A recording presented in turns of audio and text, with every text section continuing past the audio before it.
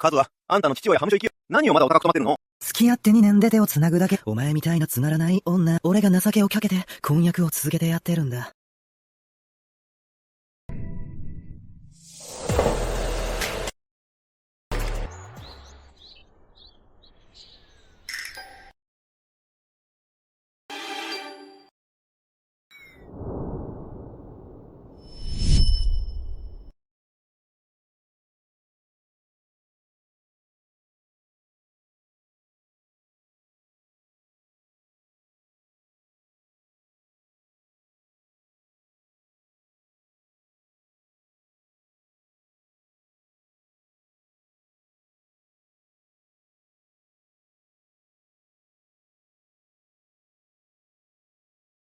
逃げ足が早いな。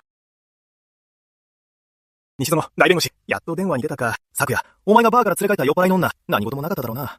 彼女は君の。わかってる。元ウンバラシュトップ、キビタニ楽山の娘で、僕のいとこの婚約者だ。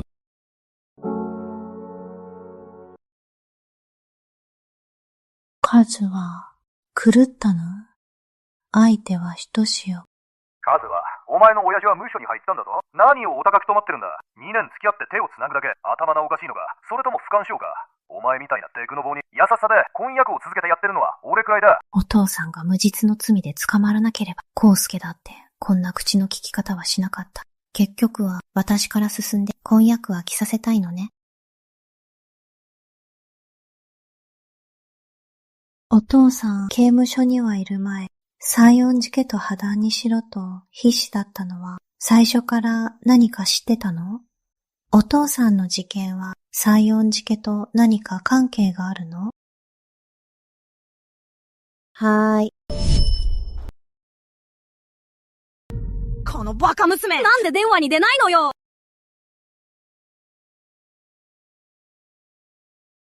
スマホが壊れてて。壊れた？あんたの頭が壊れてるんでしょ。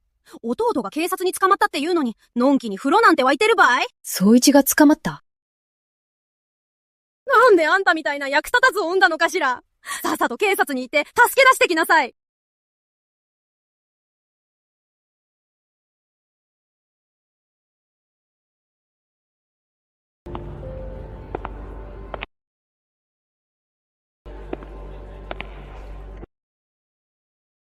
姉さん。黙って。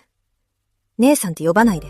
みっともない。キビタニさん、弟さんの暴行は刑事罰に問われる可能性があります。なんとかなりませんか？示談にすることは。被害者の態度が非常に強硬でして、示談には絶対に応じないと、刑事で続きを強く望んでいます。では、相手の方に会わせてもらえませんか？相手はすでに全権を弁護士に任しています。その弁護士はどこに？私が話してきます。入り口に止まっている車の中です。あの弁護士は厄介ですよ。気をつけてください。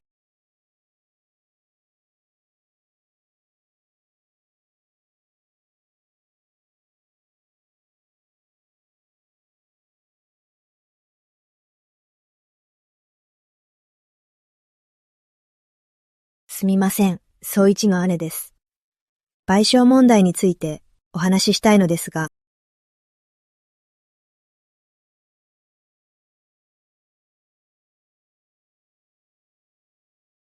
ひとし？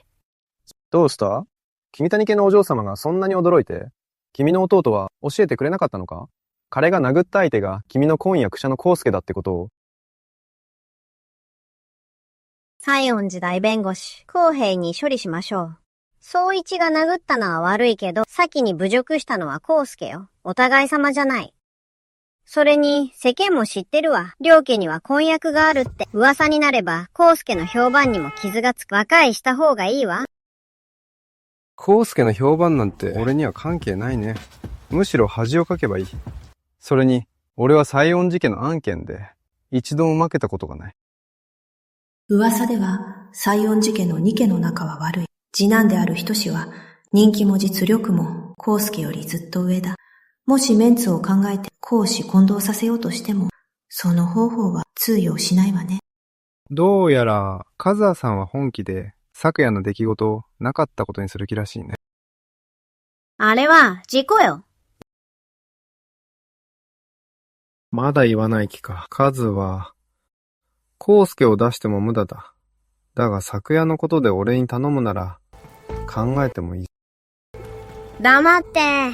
声下げて。ここ警察署の前よ。乗れ。ここではナスは。どうやらカズハさんは恥ずかしいみたいだね。俺も知らなかったよ。昨夜が初めてだったなんて。黙って。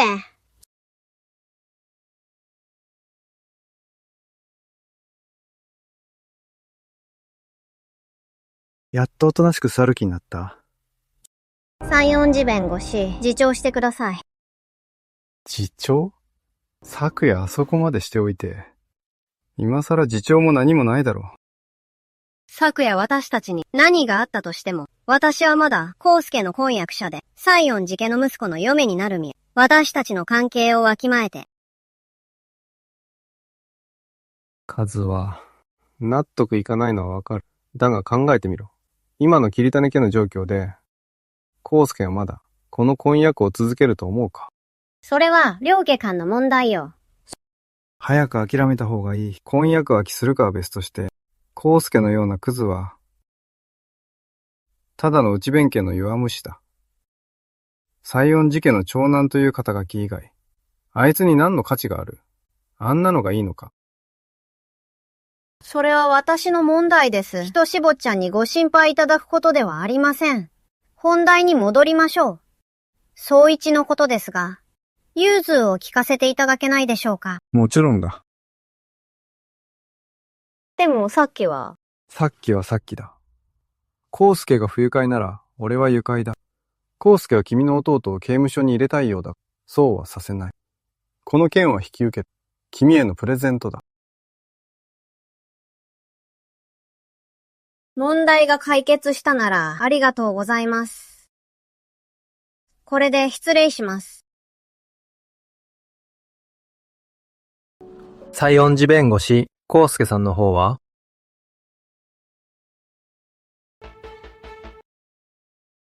証拠不十分だと言っておけ。とっとと帰って反省しろとな。ああ、宗一。さあ早く。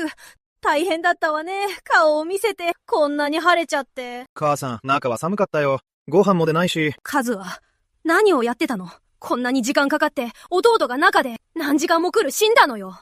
姉としてはずかしくないの。母さん、帰れただけでもマシよ。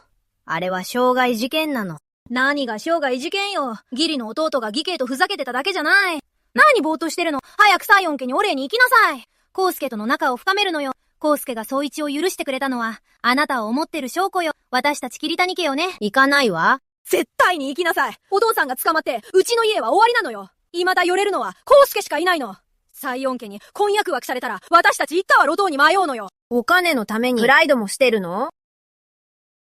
プライドがお金になるの？プライドなんていらないわ。早く行きなさい。コウスケの機嫌を取れないなら、この家にはもう帰ってこなくていいわ。ふざけてるわ。桐谷家の犯罪者の親父が、刑務所には行ったばかりなのに、その息子が私の息子を殴るなんて、婚約は絶対に破棄よ。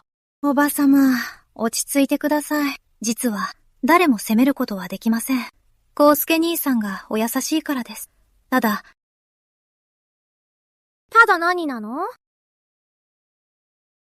聞いた話ですが、家族に福上記者がいると、運気に悪影響を及ぼせそうです。桐谷家は今、こんな大事件が起きましたし、コウスケ兄さん、餅を流しました。私が心配なのは、桐谷家のその不吉な役が、西園家の運気まで下げるのではないかということです。最近どうも、何事もうまくいかないと思ったら。奥様風葉さんが見えました。謝罪にいらしたと。よく来れたわね。おばさま、せっかく和葉姉さんが来たんですし、中に入れてあげましょう。でもその不吉な役は落としてもらわないと。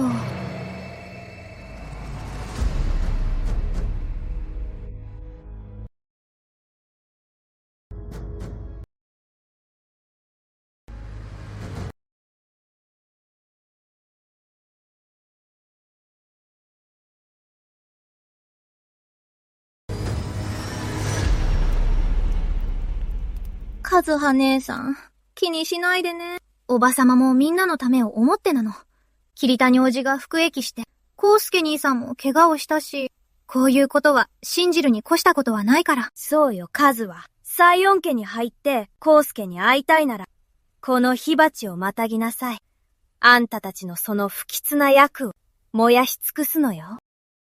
西園おば、私は問題を解決しに来たの。屈辱を受けるためじゃないわ。父親が刑務所に入った時に知っておくべきだったわね。ハジドは何かを私たち西園家の嫁になりたいなら、これくらいの礼儀もわからないの？そうよ、カズハ姉さん。火鉢をまたぐだけでしょ。減るもんじゃないし。それとも、本当はどうでもいいの？コウスケ兄さんのことも、両家の婚約のことも。西園家がそこまで礼儀を重んじるなら。カズは何を高ぶってるの？向こうましはちやほやされるお姫様だったけど、今となっては誰もが避けて通る。疫病神よ。西園家にすがりつくためなら、火鉢をまたぐどころか、はいつくばって来いと言われても、従うしかないでしょ。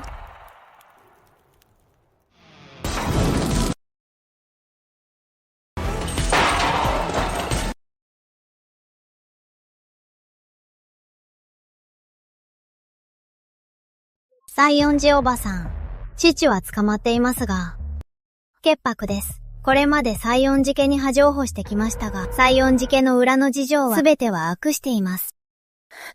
何をデタラメ言ってるの？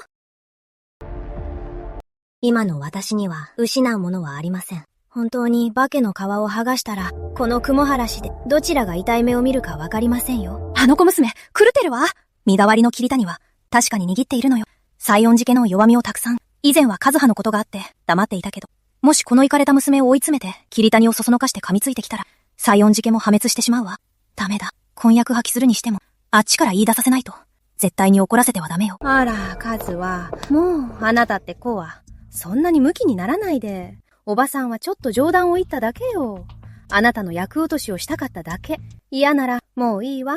さあ、早く中には行って、玄関に立ってないで。西園寺弁護士。カズワさん、本当に賢いですね。あんな絶対絶命の状況で西園寺夫人に反撃するなんて。他の人ならきっと泣いて帰っていたでしょ。確かに賢い。今の状況では、狂うことでしか生き残れないと分かっている。狂うか。持たざる者は強い。彼女は今何も持っていないから転んでも痛くない。西園寺家は名家だ。転ぶ覚悟があるか？やはり西園寺弁護士は鋭い。今から中に入って彼女を助けますか？助ける？彼女一人で十分だ。ではどうして？最近徹夜続きで退屈だったから、こんな面白い劇があるなら、ちょっと見物しようと思ってね。気晴らしだ。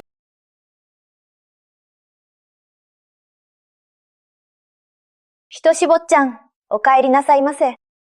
おばさん、ずいぶん賑やかですね。ひとし、お帰りなさい。さあ、こっちに座って。ゆきのちゃんがね、ずっとあなたの話をしてたのよ。ひとし兄さん、お帰り。お気遣いなく、僕はここで結構です。ひとしさん。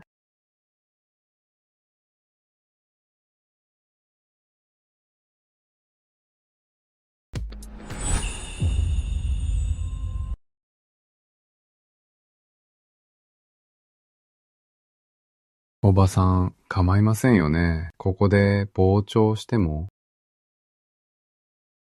西園寺家本家の実権が落ちてなければ、絶対に許さないわよ。分家のあの子がここで好き勝手するなんて。気にするわけないでしょ。心配してのことだしね。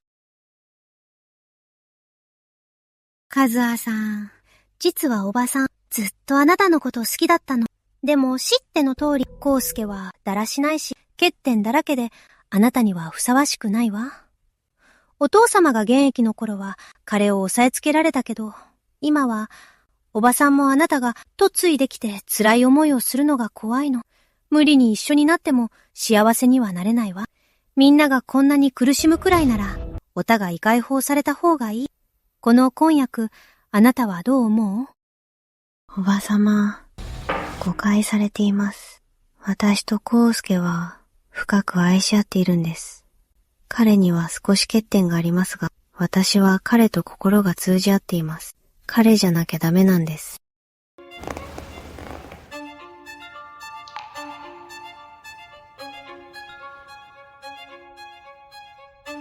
だから、コウスケにどんな問題があっても、私はずっと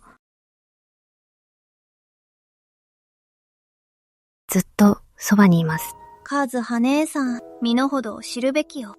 名家同士の縁組は釣り合いが大事なの。今の桐谷家がどんな状況かわかってる？綺麗に別れることも知らず、追い出されたいわけ？それがあなたの言うお嬢様の振る舞い？見事な身の程だな。確か俺の記憶では、昔岸家の老婦人が重病で熱で朦朧として、ある介護士を娘と勘違いした。その介護士が君の親だろ。あの介護士は、君の親だろ。ひとし兄さん、私はカズハさんほど高貴じゃないけど、でも少なくとも私にはプライドがあるわ。結婚を権力にすり寄る手段にはしない。相手が自分を好きじゃないと分かってるのに、利益のためにしがみつくなんてしない。私が結婚するときは、それは絶対に両思いだから。絶対に相手を心から愛してるからよ。心から愛してるの。ええ。佐藤さんの真心は随分と都合がいいね。岸家が金持ちなら親戚ぶって。西園家が権力者なら足しげくかよ。権力にすり寄らないと言いながら体は正直に。人の家のリビングに居座って追い出しても帰らない。それから兄さんって呼ぶな。俺の母さんは外で養女なんて取ってないからな。見事な毒舌。さすがは敏腕弁護士ね。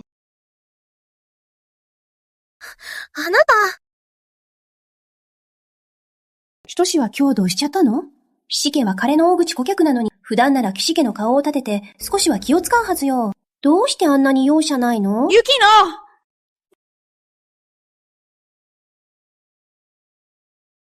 西園おまも行かれましたし、私もこれで失礼します。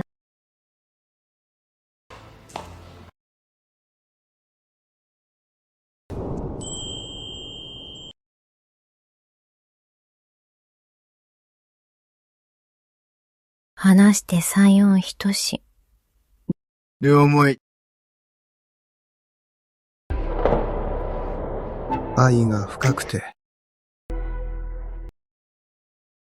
彼じゃないとダメ。狂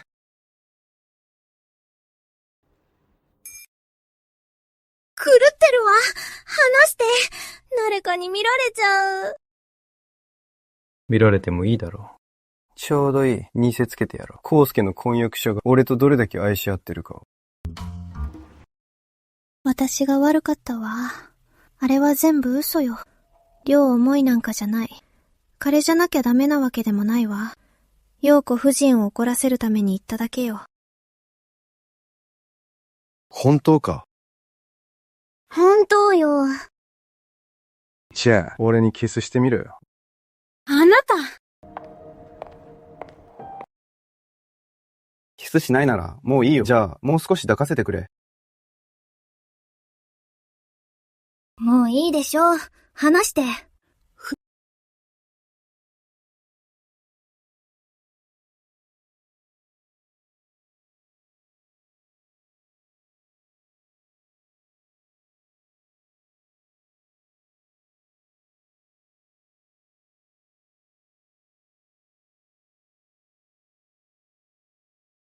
西園ひとし、いい加減にして。カズは、君の目的は分かってだが、康介のような役立たずは、自分の身すら守れない。君を守るなんて無理だ。君と縁組できる際、恩家の男は、あいつだけじゃない。どうせ利用するなら、一番使える男を選べばいい。例えば、この俺とか。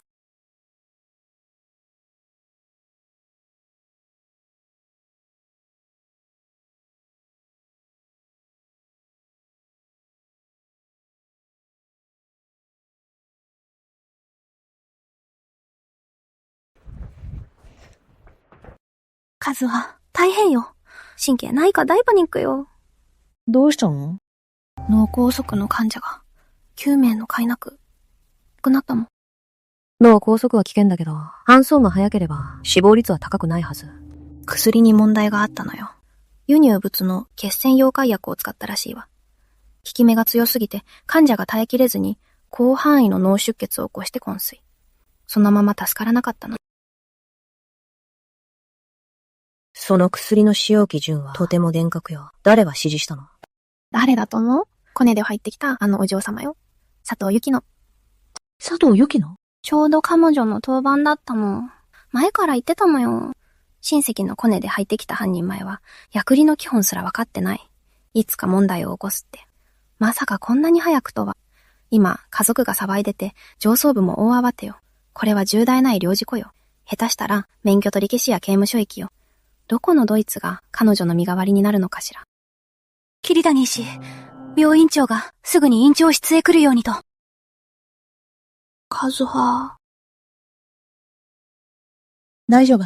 行ってくる。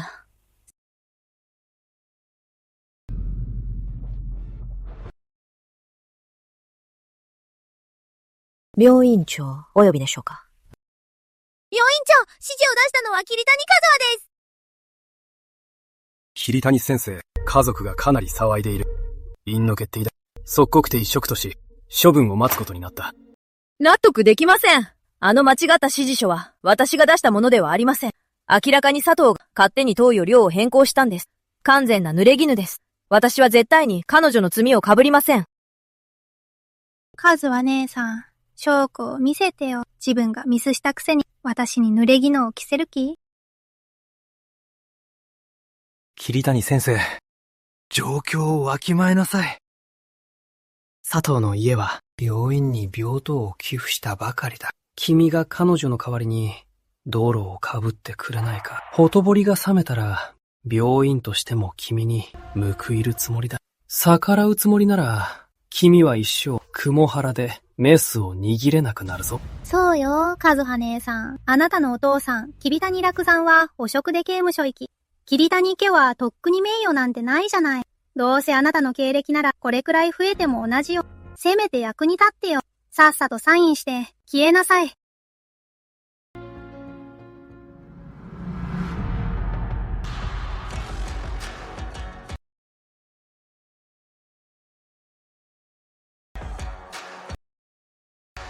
ひとしぼっちゃん、どうしてわざわざこちらへ？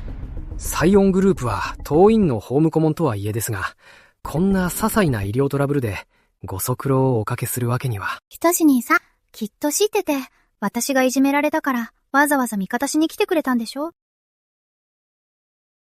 カズハさん、考えはまとまりましたか？最四家で結婚できるのは彼だけじゃありませんよ。どうせ利用するならなぜ選ばないんです？一番使える男を、例えば、私とか。ひとし兄さん、まさか西四家の顔を立ててカズハさんと和解する気？院長、大変です。保健局長がいらっしゃいました。会議室でお怒りです。すぐに来るようにと。なんだと？こんな時に、ひとし様。大変。もう仕分けありません。おかけください。すぐ戻りますので。佐藤。君も来なさい。ひとし兄さん、後でまた来るね。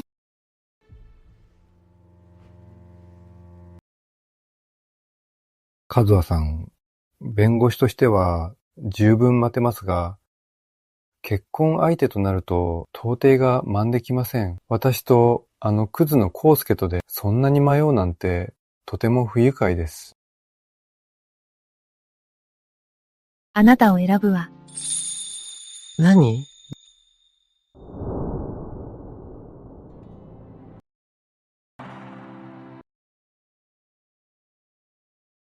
結婚するわ。すべてを片付けて、あなたの西四夫人になってあげる。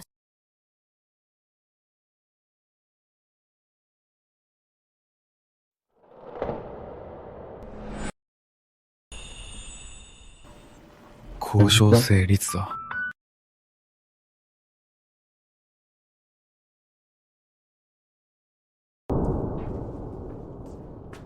カズハさん、ここで何をしている？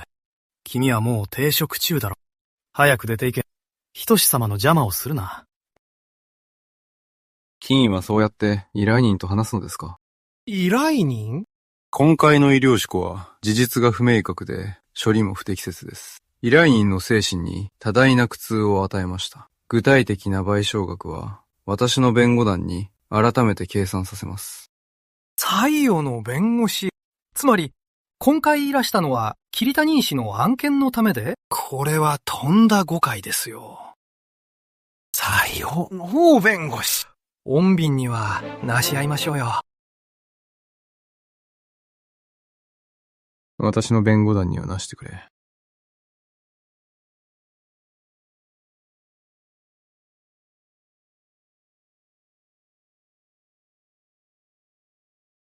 契約書を作った方がいいんじゃない？何の契約だ？偽装結婚なんだし、互いの利益のためにもルールが必要でしょ。カズは、君にとって結婚はただの取引なのか？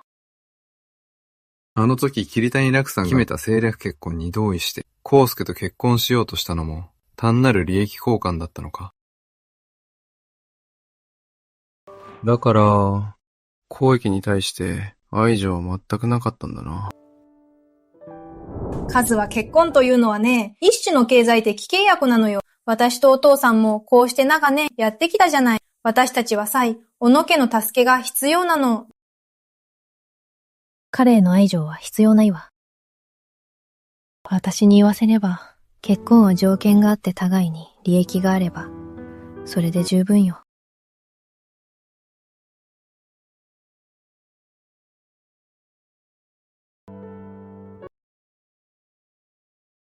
だから、一体何が目的なの？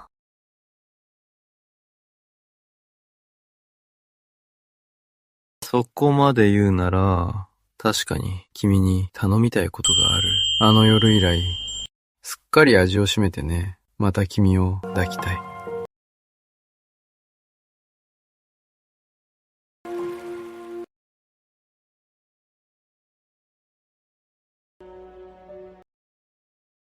でも安心して触れたいとは思ってるが、だからといって無理強いはしない。それに忘れないでほしい。あの夜、先にキスしたのは君だ。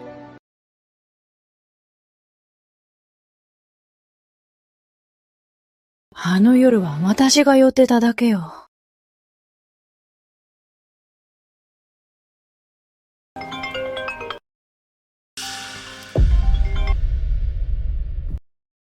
康介、どうして彼が。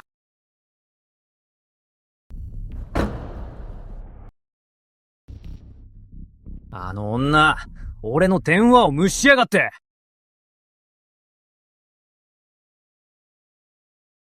これ、ひとしの車じゃないか。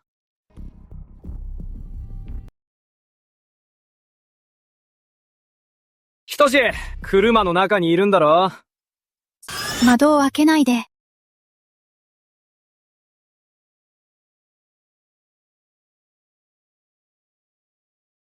何を慌ててる？桐谷家は今、危機的状況なの。これ以上問題を起こしたくないわ。彼との婚約を解消するまでは、誰にも知られたくないの。私たちの関係を。ライトがついてるからいることはバレてる。窓を開けなければ余計に怪しまれるし、騒ぎが大きくなるだけだ。じゃあどうすれば？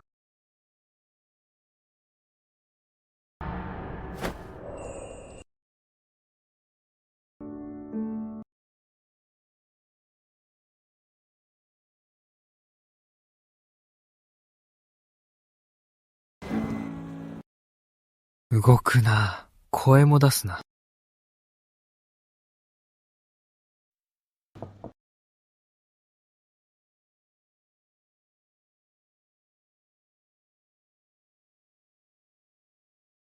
ひとし、てっきり車の中で一人で塞ぎ込んでるかと。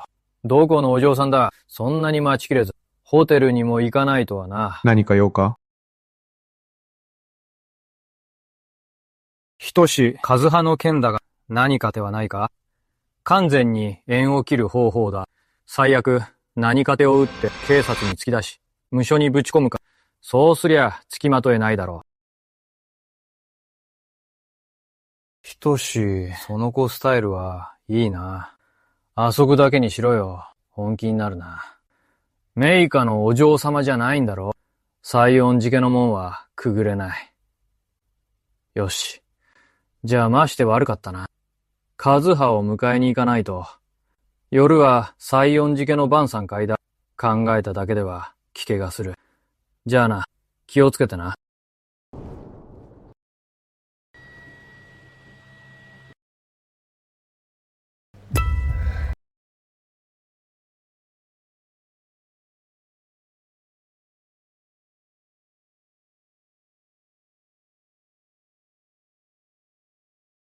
ひとし。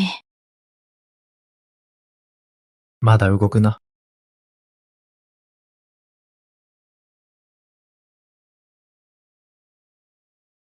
まだ動くな。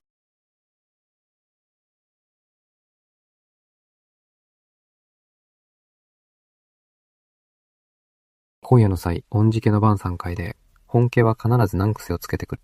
君を恥ずかしめ。婚約は気を迫る気だ。わかってる。厄介な連中だからな。気をつけろよ。耐えられなくなったらいつでも俺を頼れ。覚えておけ。君はもう俺の妻だ。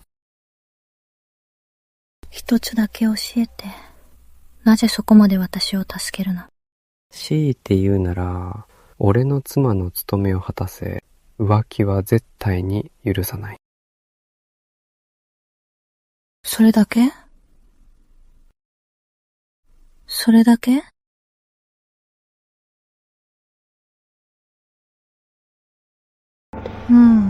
動いてもいいかしら。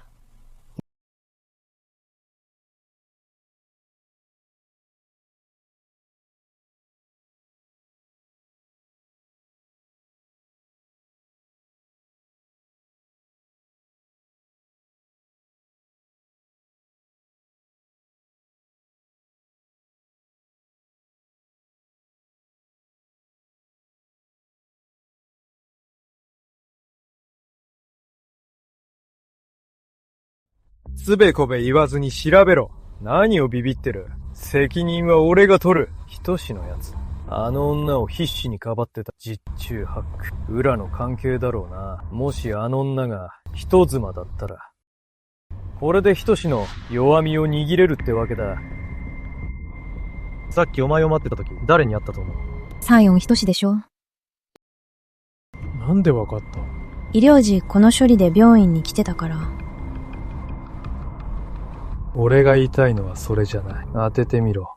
あいつがさっき何をしてたか。不倫してたんだよ。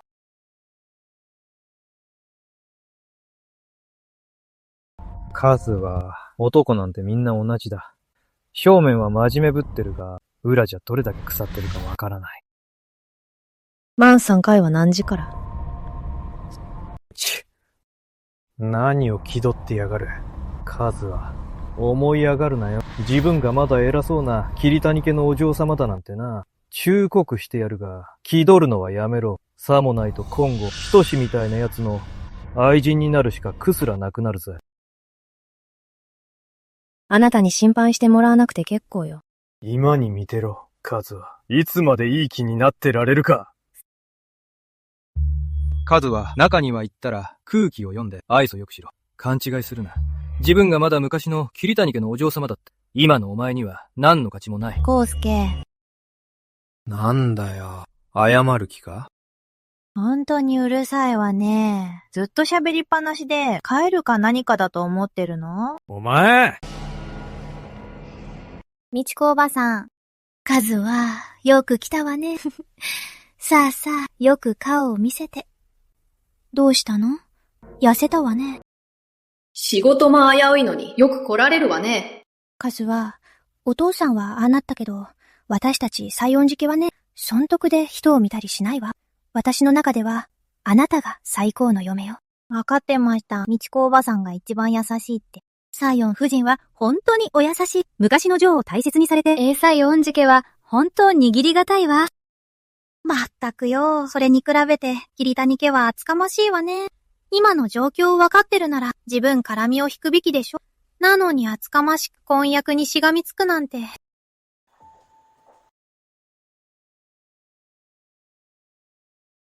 私に言わせれば、サイオン夫人はお優しすぎるわ。私だったら、前科持ちの嫁なんて、絶対にごめんだわ。一緒に連れて歩いたら、世間様に顔向けできないわ。まったくその通りよ。なのに一部の人は、面の皮が厚すぎるのよ。自分の立場もわきまえないで、実家が没落して、父親が無所には行ったのに、まだずうずうしく、西園家にしがみついてる。西園家のことを収容所だとでも思ってるのかしら。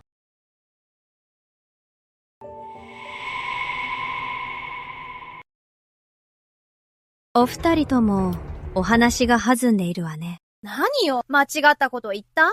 カズハさん、まだ自分のこと昔みたいに偉そうな桐谷家のお嬢様だとでも？田中夫人、あなたが山本っていうトレーナーに何円の高級マンションを買ったこと、田中社長はまだご存じないの？でたらめよ！ひどい言いがかりよ！あなたはね、鈴木夫人先月。うちの産婦人科で中絶手術をしたわね。しかも BIP の特別枠で。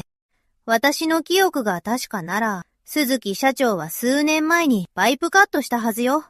じゃあその子は鈴木社長の子かしら？それとも浮気相手の子？あんた、このせい悪女。よくも調べたわね。隠し事なんてできないものよ。私は失うものがないから、道連れにするのも怖くないわ。お二人とも、顔が拾い固まったでしょ。もしこのトイレじゃ、反響が足りないなら、私は構わないわよ。宴会場のマイクを使って、お二人の宣伝をしてあげても。狂ってるわ！本当に狂ってる！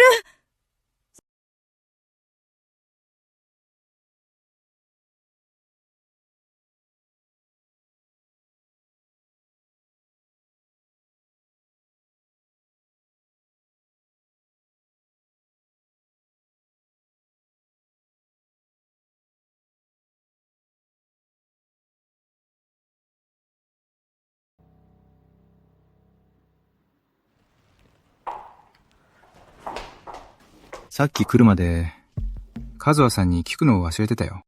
ひとし正気なの？こんなところで待ち伏せなんて見られちゃうわ。俺たち、いつ結婚するんだ？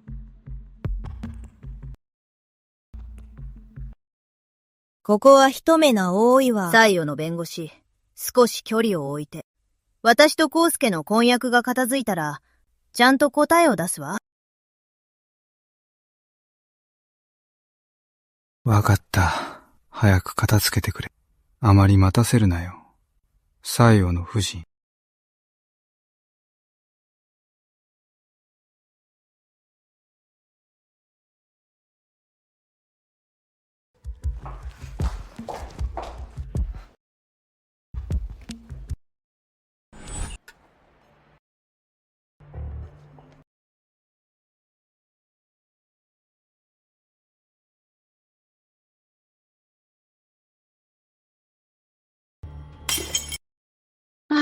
申し訳ありません。カズアさん、わざとじゃないんです。3階の BIP ルームで汚れを落としましょう。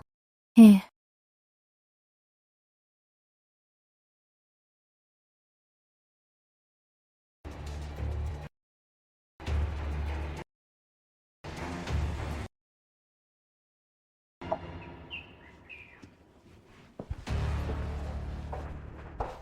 カズワさん、実は私、桐谷家とは少しご縁があるんです。大学時代、実家が苦しくて、お父様に援助していただきました。卒業後も、お父様の紹介で、菜園グループには入れたんです。桐谷さんは言い方で、ずっと恩返ししたいと思ってました。ああ、そうなんですか。それはご縁がありますね。先に入ってお休みください。綺麗なタオルをお持ちしますね。ありがとう。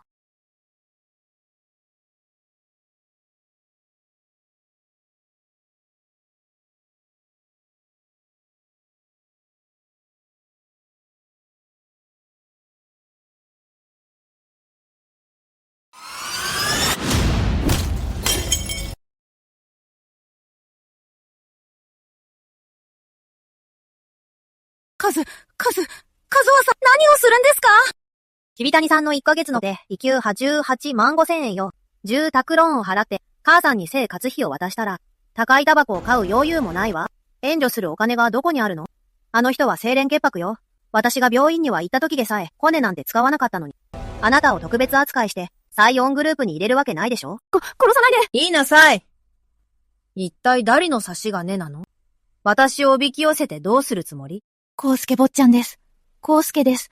彼からお金をもらって、服を汚してここに誘い込み、なんとかして、なんとか気を失わせて、須藤グループの須藤社長を入れると。今夜彼が満足すれば、南町の契約が結べるからって。須藤社長？あの界隈では有名な公職男ね。康介。利益のためなら、本当に手段を選ばないのね。そっちがその気なら、こっちにも考えがあるわ。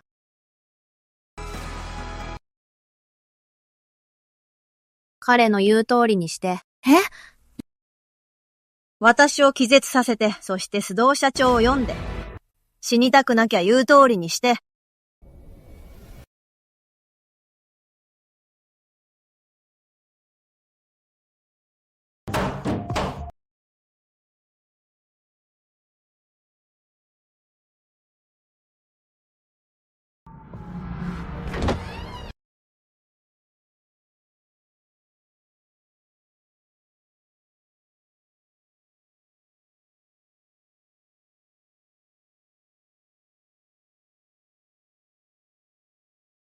最後のひし、どうしてここに？私が来なかったら、さよの夫人は今日、どう収集をつけるつもりだった？須藤社長、彼女はもう中にいます。そろそろ薬も効いてくる頃かと。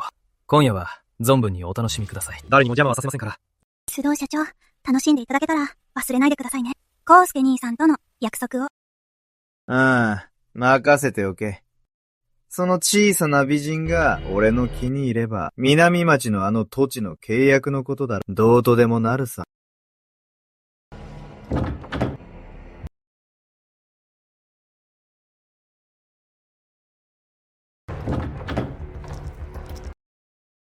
なぜうち鍵が？須藤社長、少々お待ちを鍵を取ってこさせます。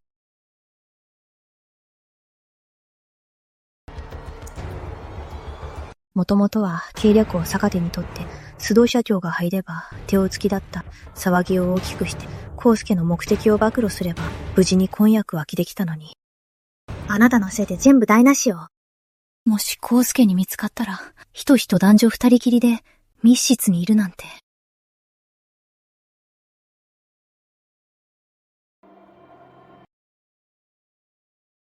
直樹、一回で待機しよう。窓から飛べ。正気なの？ココさんがいいよ。この窓の真下には、ホテルの屋根がある。そこを伝って降りられる。君ならできるはずだ。いとこの直樹が下で待機してる。鍵が来たわ！カズは俺を信じるか？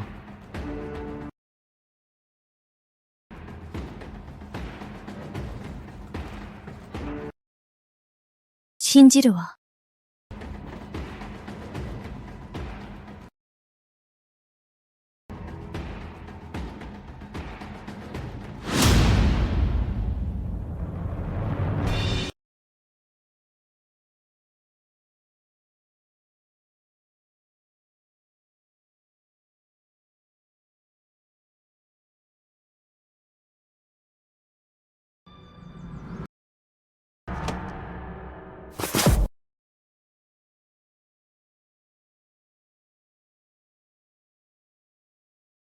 ギネーさん、靴です。ありがとう。ギネさん、俺は今日、命がけで協力したんですよ。だから、ひとし兄さんに口添えしてくれませんか？俺のこの案件、本当に急ぎなんです。引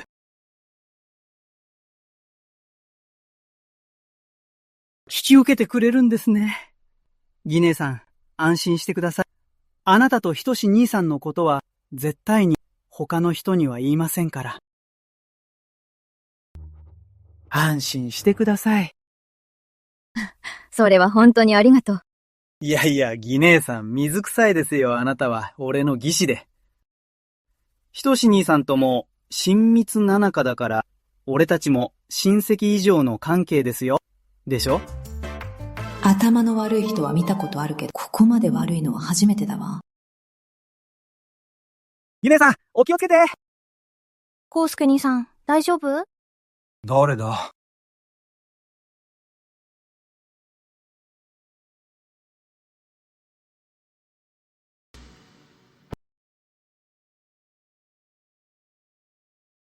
なんでひとしが休憩室に？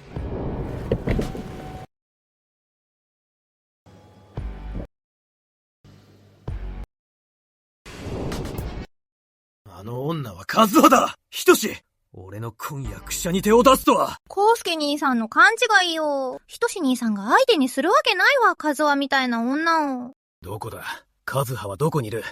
今すぐ出てこさせろ！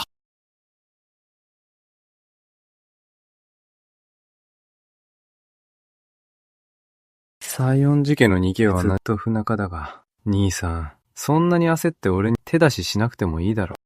手出しだと？俺はさっきのパーティーで飲みすぎて、部屋で酔いを覚ましてただけだ。なのに部外者を連れ、合鍵を使って、無理やり押し入るとは。康介、そんなに早く、俺の命を奪いたいのか。ひとし様。これは、ご家庭の事情ですし、私には関係ありません。通りすがっただけですから。予定がありますので、失礼します。失礼します。どうぞ、お話をごゆっくり。バカな。カズハはさっきまでここにいたはずだ。俺は、コウスケ。ここで何してるの？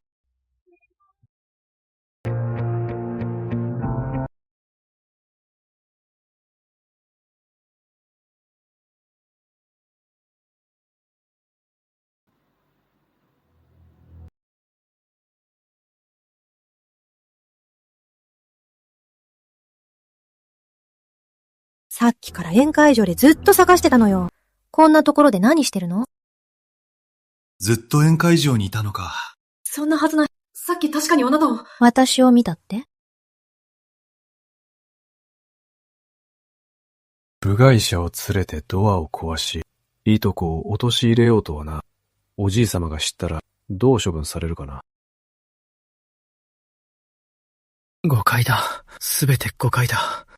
ひとし、俺が飲みすぎて部屋を間違えたんだ。気にしないでくれ。二度としないから。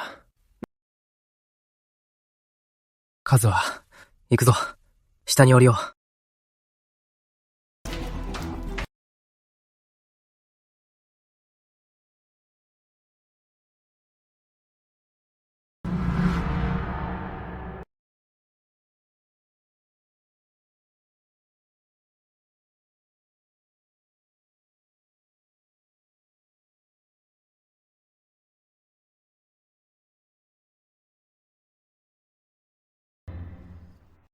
カズは、何やってる？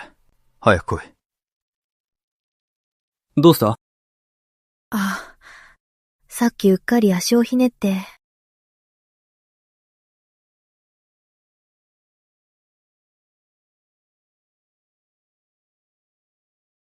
康介、早く戻りましょう。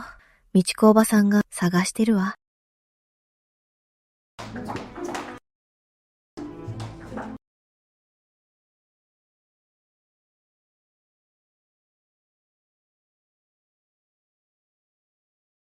皆様、おそらく皆様も今夜の晩餐会の目玉をお待ちかねでしょう。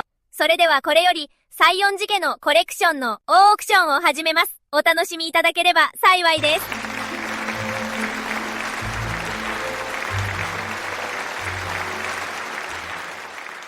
それでは最初のオークション品は名家の新筆、ボタンの絵です。開始価格は2億日元です。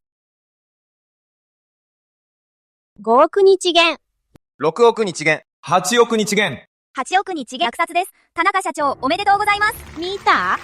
カズアさん、ただの絵に8億日元も出して、瞬き一つしないわ。これが底事項よ、カズは。お父さんは捕まったし、桐谷家はもう終わりよ。今のあなたの全財産を合わせても、あの絵のがくぶちすら買えないわね。人っていうのはね、身の程を知るべきよ。無理に西園寺家にすり寄っても笑われるだけよ。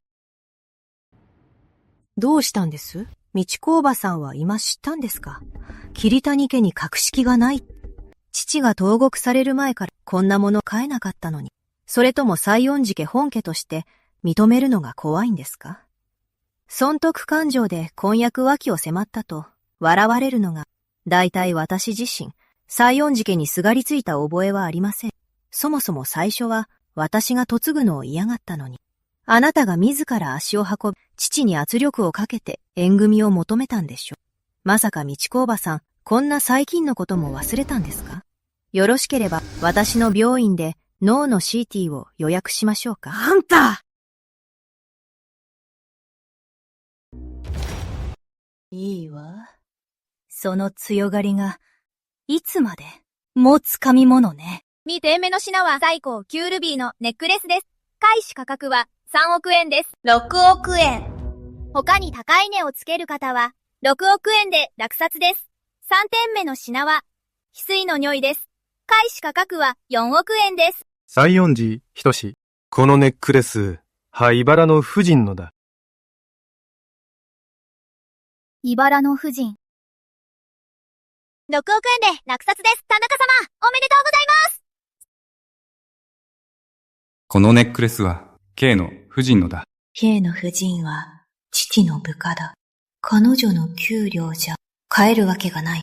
こんな高価な、ジュエリー。何よりも、父が投獄されたとき、K の婦人は、まさに、最も重要な証人の一人だった。ほんの氷山の一角に過ぎない。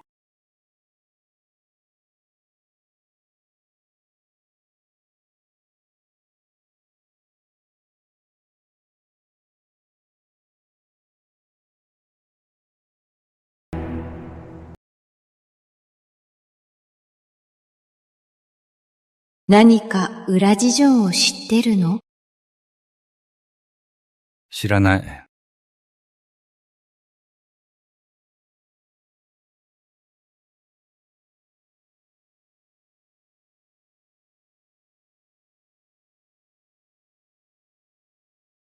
興味はない。だが、妻のことには興味がある。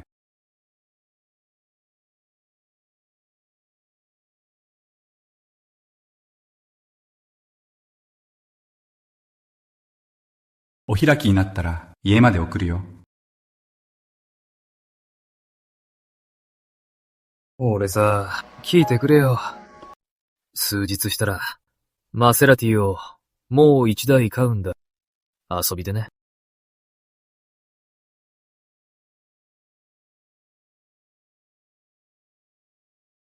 わかった。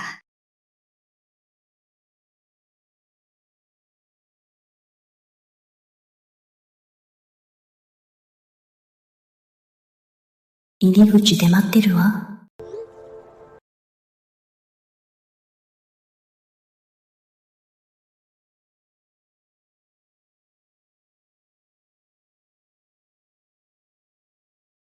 この街灯はお父さんみたい。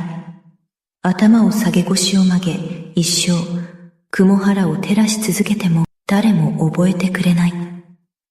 お父さん、安心して、どんなに難しくても突破口を絶対に見つけるわ。真相を完全に明らかにしてあなたの無実を証明する。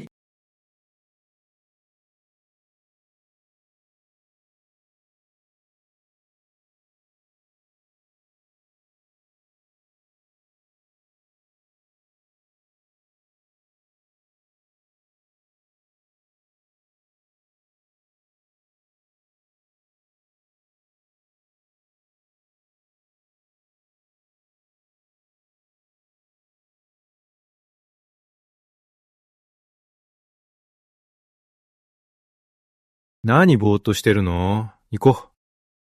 西園、夫人、家に帰ろう。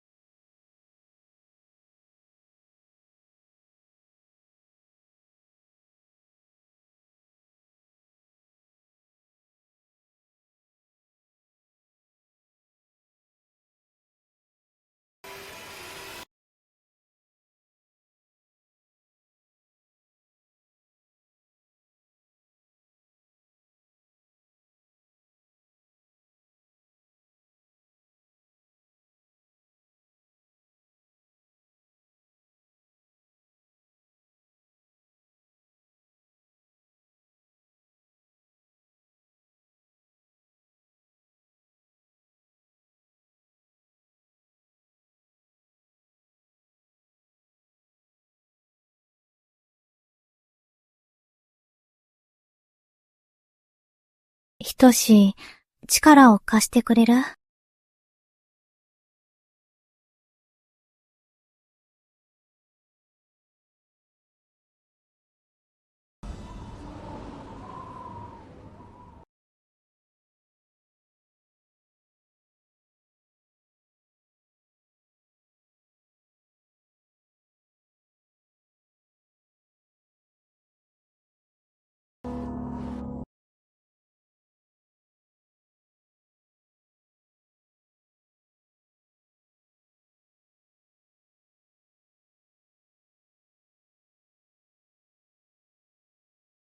カズは、さっきさんが胃に隠れていた本当の目的は、コウスケとの婚約空きじゃない、だろ？私。疑っているんだろう。西園家が、桐谷落山の事件に関わっていると、俺の言ったこと、図星だろ？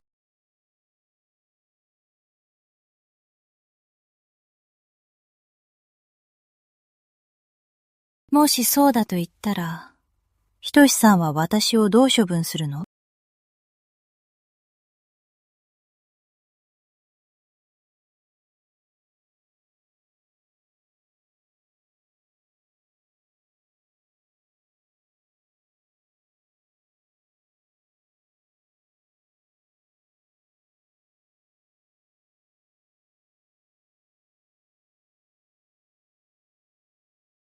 処分？知ってるだろう。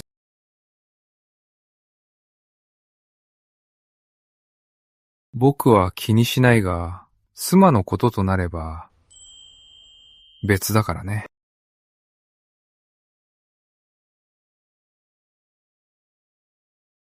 手がこんなに冷たいよ。おばさま、お気をつけて。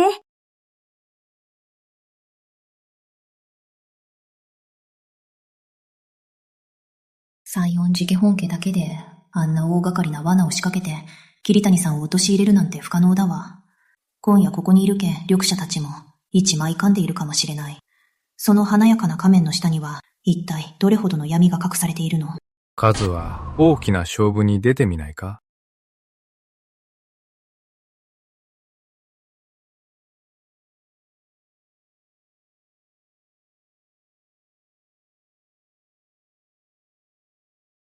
どうするの？もし連中が必死に隠してきた秘密が漏れたと知ったら、どう反応すると思う？つまり、おびき出すと？さすが賢い桐谷落山の娘だ。乗って。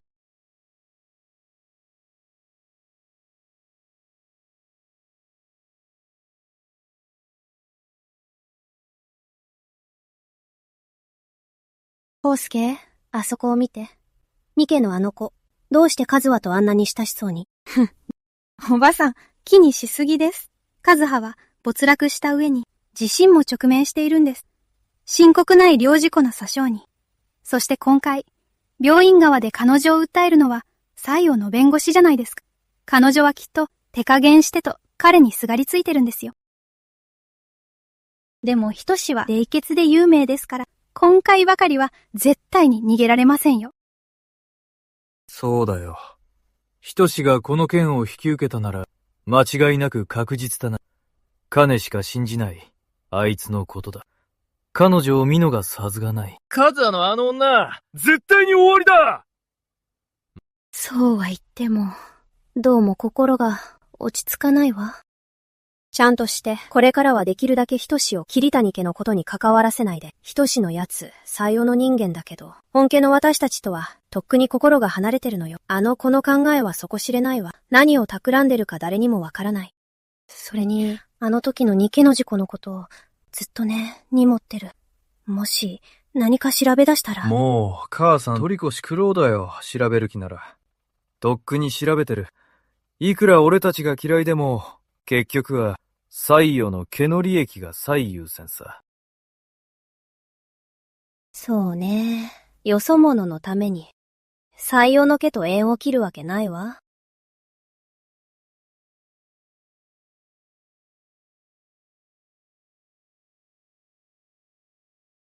お父さんの事件の記録を見た。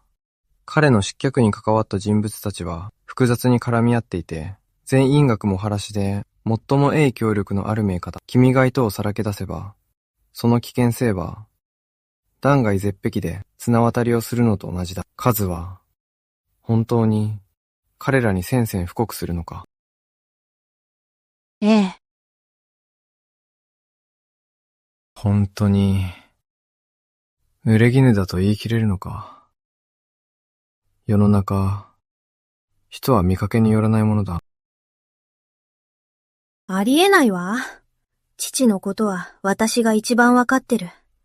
ずっとまっすぐな人で、雲原氏の建設のために全力を尽くしてきた。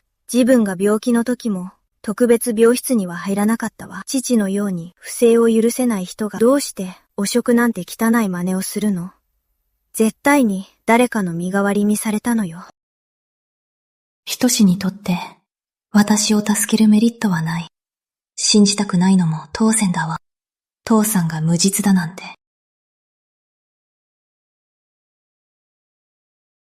西園弁護士。心配していることはわかります。ご安心を。私たちの結婚はただの取引です。もし心配ならトラブルに巻き込まれるのが、無理に助けてくれなくていい。ただ、事件記録の関係者リストだけちょうだい。残りのことは自分で解決するわ。約束する。私がどうなろうとも、あなたには一切迷惑かけないって。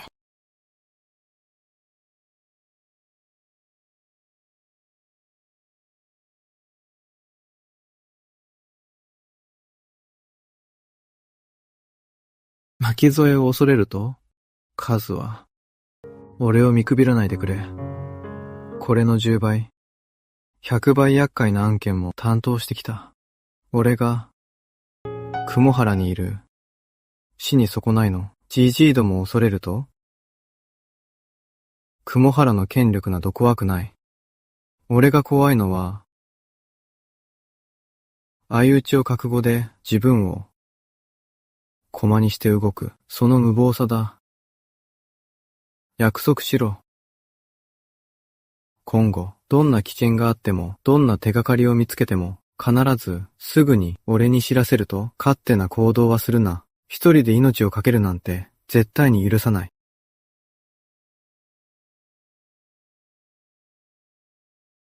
これは単なる協力者としての信頼だけでなく、君が採用の夫人として、果たすべき義務だ。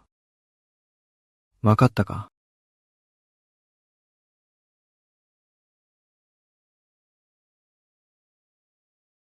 約束するわ。リストには3人いる。1人目は西園寺本家の陽子。2人目は、君のお父さんの長年の親友であり、雲原建設グループの藤原正信会長だ。3人目は、お父さんが最も信頼していた秘書であり、腹心の森谷文明だ。藤原王子と森王子が？そんなはずないわ。彼らは、父の一番身近な人よ。一番身近な人間ほど。深く察してくるものだ。だがこのリストは、記録の資金の流れや、証言の奇跡から洗い出したものだ。100% 確実とは言い切れない。お父さんの陥落に加担したとは。だがこの3人の中に必ず潜んでいる。お父さんを刑務所に送った真犯人が、カズは、準備はいいか？借りを始めるぞ。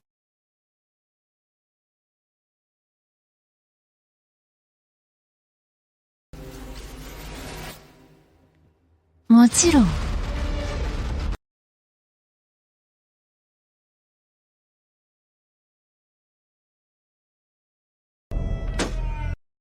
ようご夫人、森谷秘書、お二人にも届きましたか？この忌々しい徳、メイメイドが。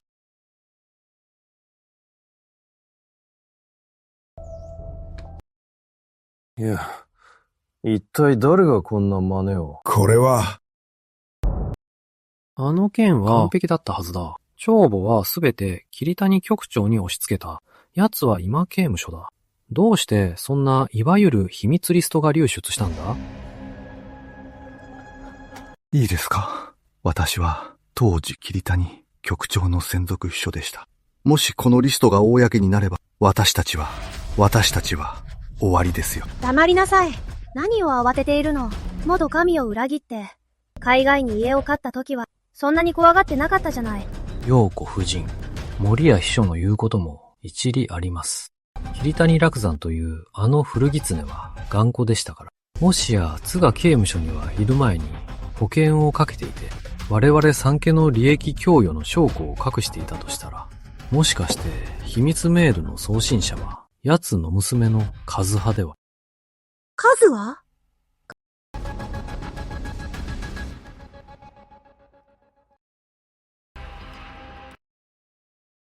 リストが彼女にあるなら、とっくに警察や規律委員会に持ち込んで、父親の冤罪を晴らしてるわ。わざわざ匿名メールを送って、虚勢を張る必要ある？つまり、メールを送ってきた奴は、鎌をかけてるのか？いやー、リストは確実に存在するわ。当時、キビタミ落山は追い詰められ、唯一信じられたのは自分の家族だけよ。そしてあの匿名リストは、絶対にまだキビタニ家にある。おそらく、カズハか金のところね。ええ、本人たちが気づいてないだけよ。じゃあ、私たちはどうすれば？絶対にカズハより先にリストを見つけないと。場所が分かっているなら、話は早いわ。忘れないで。コウスケとカズハの婚約は、まだ有効よ。彼女は、私の手の内にあるわ。あなたたち二人は、しっかり見張るのよ。カズハとあの、出来損ないの弟、宗一をね。リストの行方が分かったら、手段を選ばず、必ず取り戻すのよ。もしこんな時に、ヘマは許さないわ。陽子夫人、ご安心を。もし本当に万が一の時は、死人に口なしですから。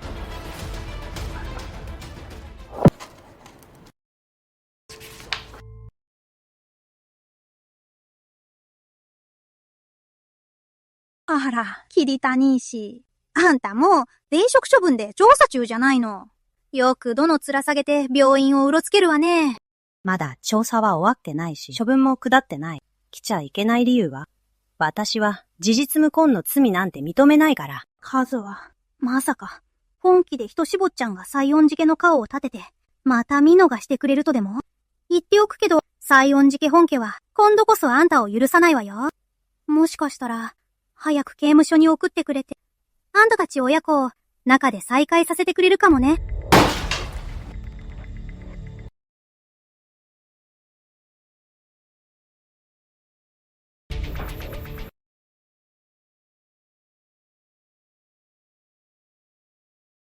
何する気？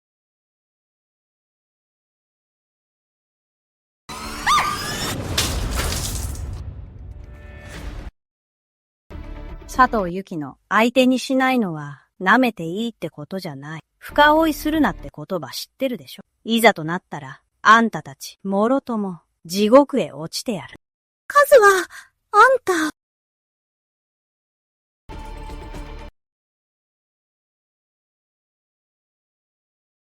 本当に狂ってるわ。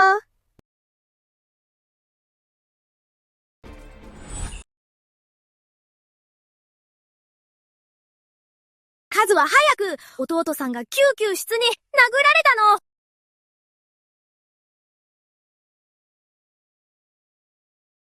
姉ちゃん、やっと来てくれた。死ぬかと思ったよ。さっき帰り道で、急に覆面した奴らに囲まれて、いきなり殴られたんだ。マジで怖かった。殴りながらリストを出せって脅してきてさ、知らないって言っても、全然信じてくれないんだ。逃げ足が速くなかったら、絶対殺されてたよ。奴ら、もう我慢できなくなったのね。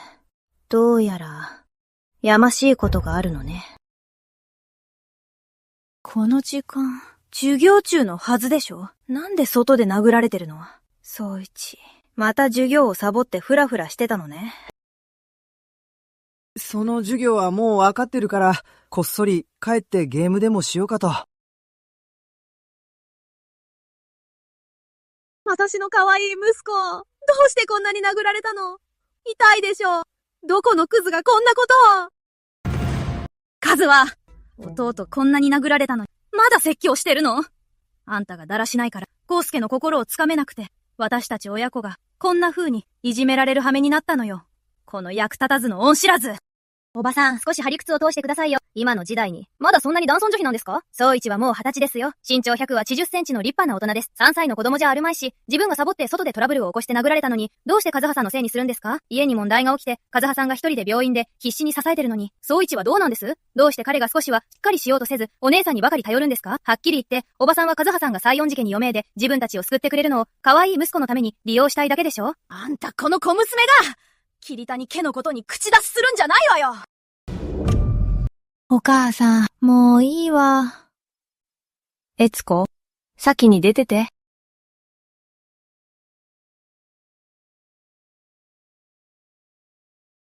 行くわよ、宗一。家に帰ろう。こんな病院いなくていいわ。お母さんがスープを作ってあげる。ダメよ。あなたは、今すぐ学校に戻りなさい。今、家が一番危険なの。宗一のバカが家に帰ったら、いつ命を落とすかわからない。外部と隔離された学校だけが、今一番安全な場所なのよ。あなた、血も涙もないの？実の弟がこんなに殴られたのに、学校に戻れって言うの？本当に冷酷すぎるわ。宗一の頭部 CT 検査の結果は、もう確認したわ。頭皮の軽い擦り傷だけよ。出血量も2ミリ未満で、縫う必要もない。脳震盪も起きてないわ。あなたは今、すぐに学校に戻りなさい。しばらくは私の許可なしに、家に帰ってはダメよ。わかったわね。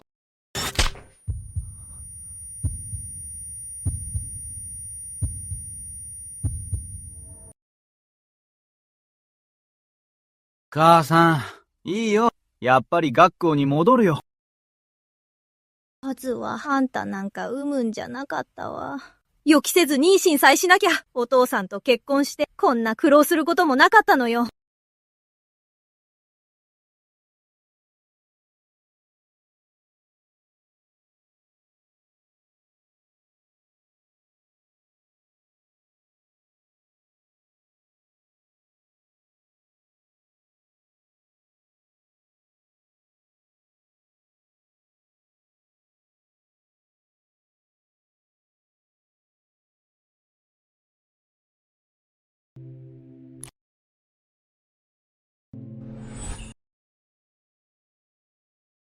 今後どんな危険に遭遇しても、どんな手がかりを見つけても、必ず真っ先に俺に知らせろ。これは同盟関係としての相互信頼だけでなく、西園夫人として果たすべき義務だ。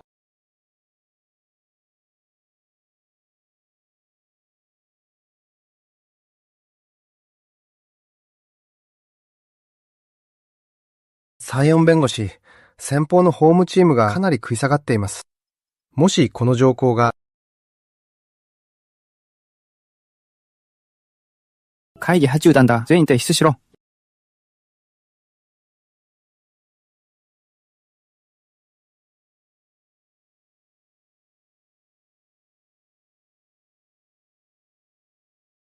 もしもし。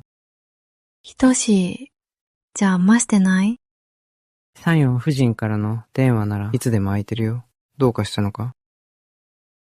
実は、今日総一が学校の外で頭を覆われて殴られたの。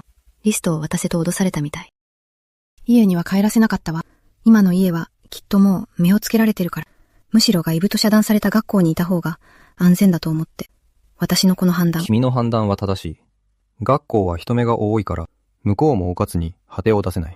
それならよかった。怖がらないで、俺に任せてくれ。直樹に腕の立つ者を何人か連れて行かせる。警備員として学校に潜り込ませて、総一を陰から守らせよう。桐谷家の周辺にも24時間体制で見張りを配置する。奴らの思い通りにはさせない。ひとしさん、ありがとう。お礼なんていいよ。カズは、今日はよくやった。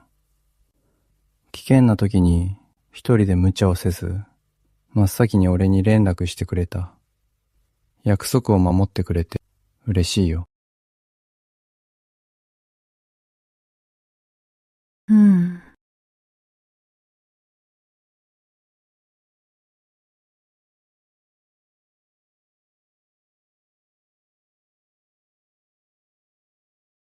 西園弁護士。今日道中で総一坊ちゃんを襲った連中の素性が判明しました。須藤グループの人間が主導し、指示を出したのは、須藤グループ社長の須藤明成です。須藤明成、あの古狐3匹、関与を疑われないよう、当前自分信川は使わない。須藤明成という、あのバカを利用して、様子見をしているんだ。須藤社長、女はもう中には行ってます。そろそろ薬も効いてくる頃かと。今夜は存分にお楽しみください。誰も邪魔をしませんので。須藤社長、楽しんだ後はどうか忘れないでくださいね。康介兄さんとの約束を。ああ、安心しろ。この可愛い子が俺の気に入れば、南町のあの土地の契約だろう。お安い御用だ。昨夜は俺の妻を狙い、まだ始末していないというのに、今日萩邸にまで手を出したか、よほどしに耐えらしいな。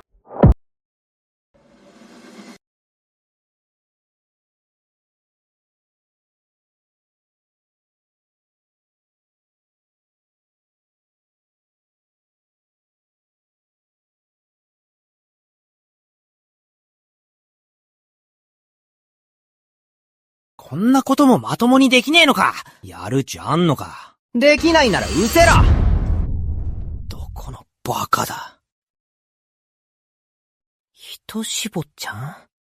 ひとしぼちゃんがお越しになるとは。いかなるご用件で？須藤社長はお忘れのようですね。昨日の西園寺家のさんが胃の休憩室であんなに上機嫌で誰に手を出そうとしたんです？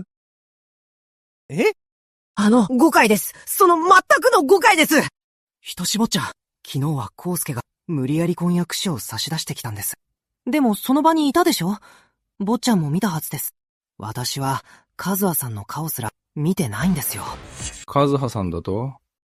違う。西園寺家の若奥様だ。ひとし夫人だ。違う。西園寺家の若奥様だ。ひとし夫人だ。ひとし夫人。妻に手を出しただけでなく、義弟にも手を出したな。罪は重いぞ。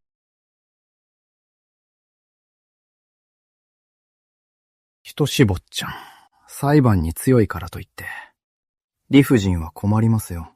私がやったという、証拠は？ましてや、西園寺家本家も、この須藤の顔を立ててくれる。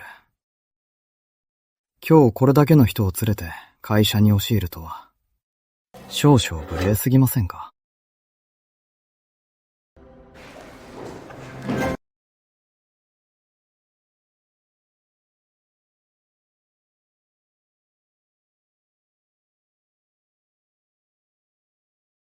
何をする気だ。言っておくが、ここは私の会社だぞ。手を出す気か。須藤社長ご冗談、私は弁護士です。常に法を守っています。公然と暴力を振るうような愚かな真似はしませんよ。ただ、ついでにあなたの300枚以上の不適切な写真と愛人を囲っている送金記録を送信しただけです。貴様。時間を見てください。今頃、須藤夫人と記者たちがもうすぐ到着するはずです。貴様、なんだって。西園寺仁志、何をする気だ。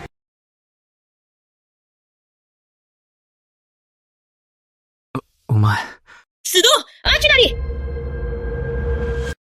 お前須藤明成この日もやろうが私の金を使って外で女を囲うなんて恥を知りなさい。誰かこいつを叩きのめして誤解だお前やれやれお前、俺が悪かった。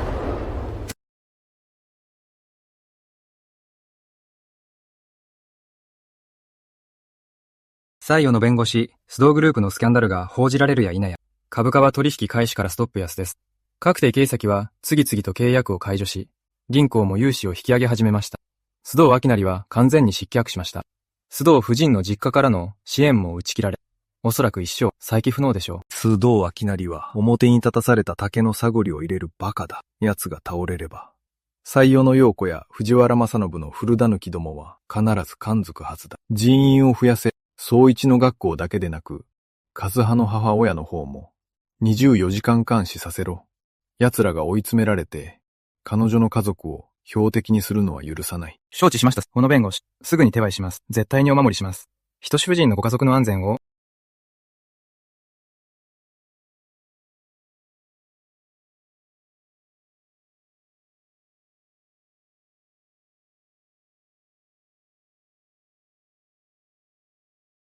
ああ、わかった。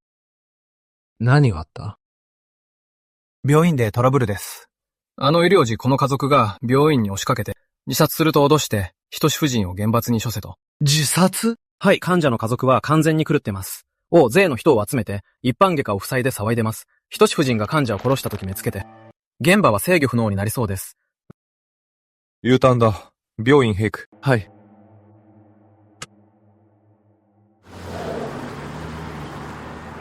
お前は悪徳イサメそうだそうだ悪徳イサメみんな静かにみんな静かにしろほらみんな見てくれこれが人の命を何度も思わない悪徳医者の桐谷の桐谷が物はなんでか物的な意図まで届く医者の桐谷が桐谷が頑張れなんてユースの前に手で降りたこれが静かにしてますのでみんな静かにしろほらみんな見てくれこれが人の命を何度も思わない悪徳医者の桐谷が桐谷がすぐでは何でもなんかとんなも思わないみんな静かにしろこれが人の命を何度も思わない悪徳医者の桐谷が桐谷がすぐでは何でぞみんな静かにしろこれが人の命を何度も思わないデゴが偽ながらそして違ってきてちょんなに静かにしろこれが人の命を何度も思わない自分が物を掘りましたこれがみんな人の命をほらみんな見てくれこれが人の命をこいつは上も悪いくせに汚職を払わなきゃ父親の声で病院に入ったんだそして俺の娘を死なせた金を払わない上に婚約者の声を使って雲原の一流弁護士を雇い俺たちみたいな無料な庶民をいじめるんだコネでは言った人間だったのね。こんな人が医者だなんて信じられないそうだふざけるな人を死なせておいて弁護士を使って家族を脅すなんて最低だ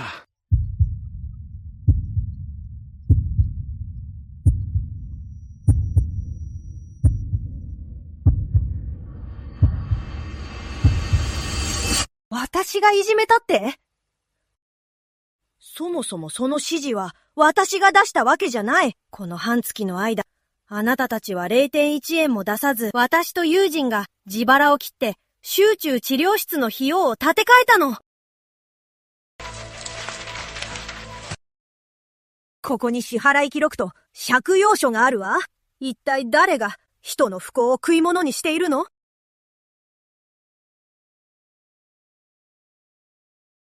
ふざけるな。桐谷先生のでは確かだ。私は遠方から評判を聞いて嫉妬を頼みに来た。私の命は先生が救ってくれた。そうだ桐谷先生は謝礼なんか一度設け取ったことない。この畜生ども、でたらめ言ってんじゃねえ。殺してやる！娘の命を返せ！殺してやる！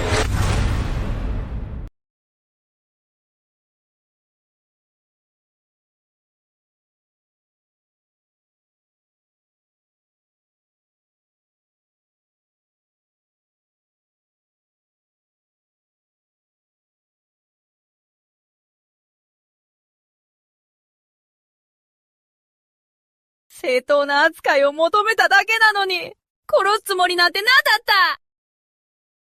生ワイ心中だぞ。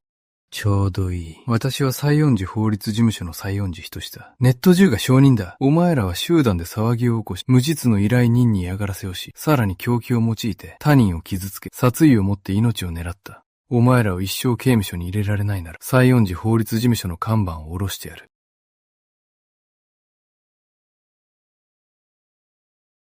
大丈夫？君は無事か？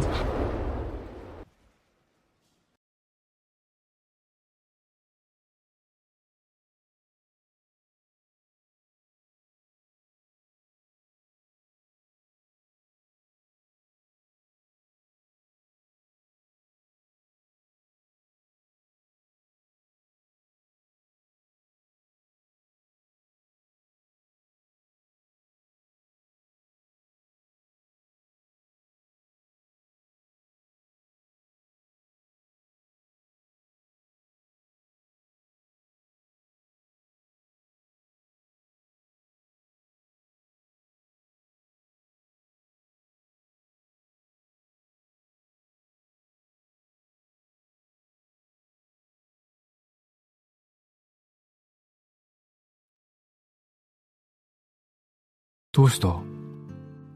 それは私のセリフでしょ。さっきの田中芸の母親派、ただ脅そうとしただけなのに、あなたが自分から刺されに行ったのよ。この目ではっきり見たわ。田中家は今、開き直っている道理を解いても無駄だ。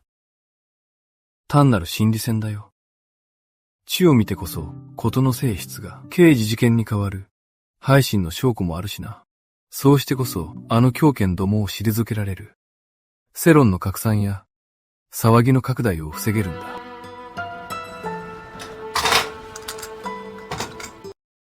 心理戦ですって？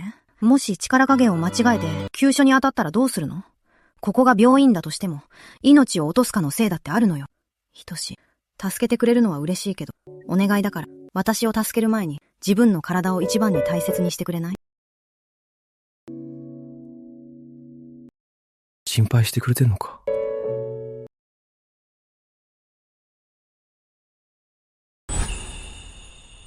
心配してるんだね。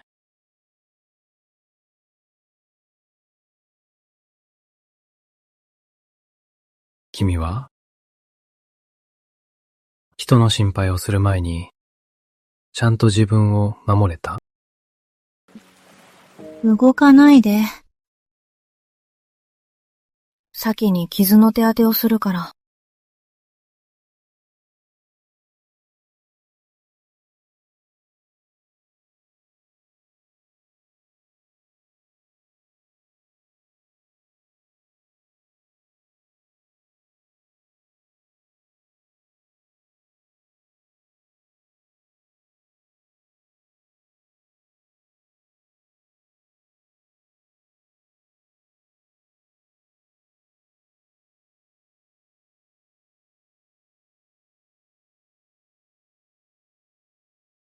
見とれてる？西洋の夫人。もし、どうしても我慢できないなら、俺は構わないよ。今すぐ君に夫婦の義務を果たしても。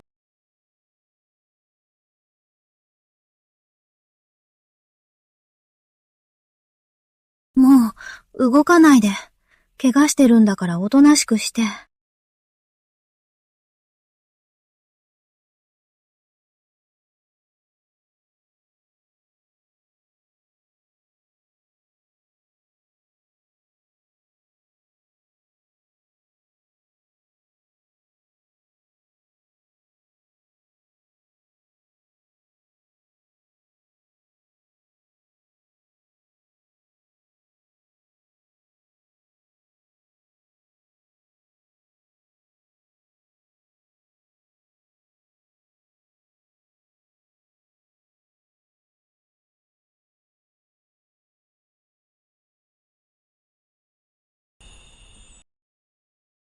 ひとし、何するの？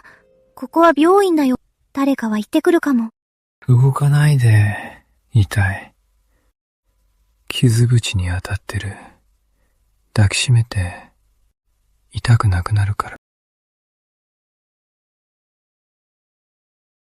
これって私に甘えてるの？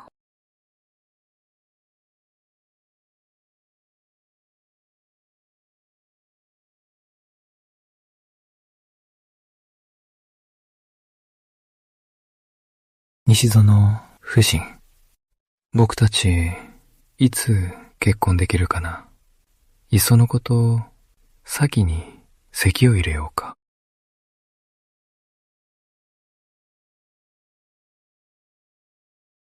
カズは、連続の手術が終わったとこだけど、一般外科の方で家族が騒ぎを起こして、刃物沙汰になったって。大丈夫？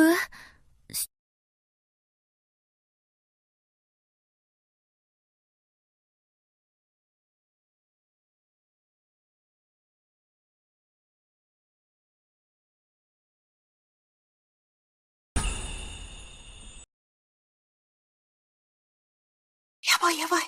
手術が立て続けだったから、低血糖で幻覚を見たんだわ。さっきカズワと抱き合ってたあの男が、採用の弁護士なわけ。カズワはいつも真面目なのに、いくらなんでも、そんな大胆なことするわけない。婚約者のいとこに手を出すなんて。そうよ。絶対に幻覚だわ。幻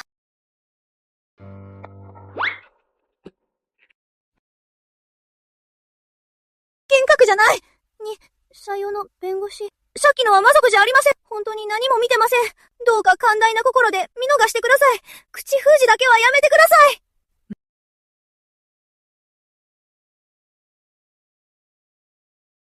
見られても構いません。むしろ、私とカズハのことを話してくれて構いません。知る人が多いほどいいんです。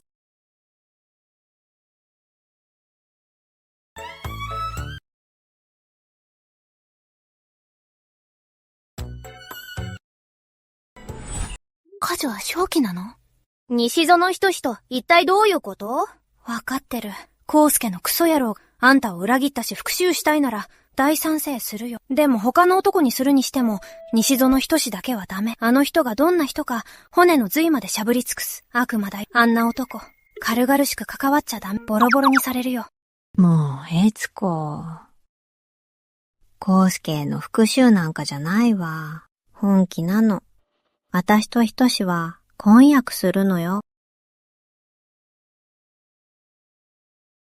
カズは、あんた、本家の婚約者って肩書きがあるのに、すぐじなんと入籍するっていうの？料金をまたにかけるつもり？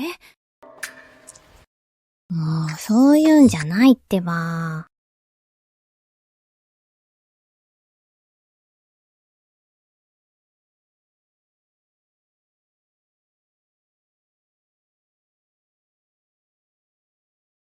病院の入り口で待ってる。迎えに来た。そんな悪いわ。タクシーで帰るから。いいからおいで。お母さんと総一のところには、もうボディーガードを配置した24時間護衛させてる。西園夫人としての君の安全は、俺が直接守る。わかったわ。少し待ってて。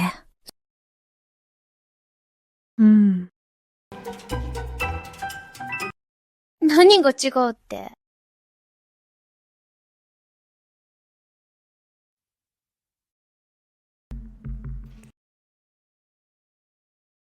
仁志兄さん、どうしてここに？今日の午後聞いたの。一般外科で家族が暴れたって。どうしてカザハさんのために盾になったりしたの？今の桐谷家は演技が悪いのに。仁志兄さん、もう康介兄さんのためにカズハさんに関わらないで、役が映るわよ。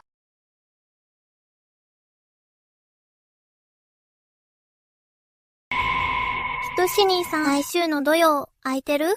私の誕生日パーティー来てくれないかな？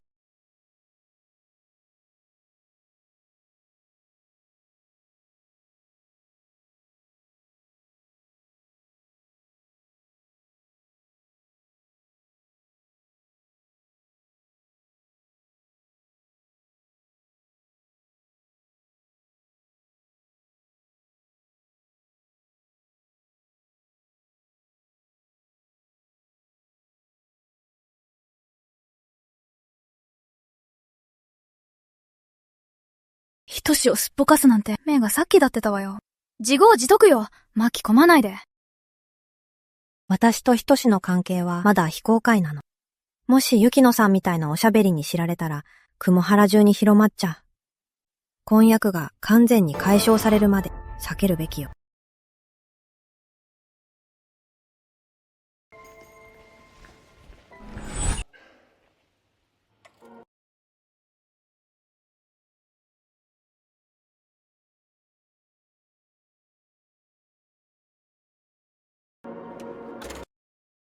まさかまたあの人たち。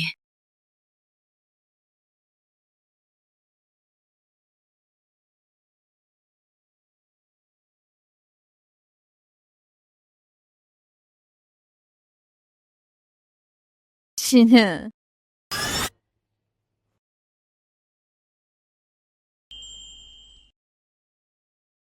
ひとし？寄ってるな？どうやっては行ったな？もちろん鍵でだよ。なんでうちの鍵を持ってるの？妻の家の鍵を持ってて、変か？ひとし、それちょっと変態じゃない？それとも、前からよく私が寝てる間に忍び込んでたの？カズは、卑怯なのは君の方だ。俺と寝ておいて、好き勝手して、今さら責任を取らないつもりか？いつ責任を取らないって言った？もう、起きてひとし、すっごく重い。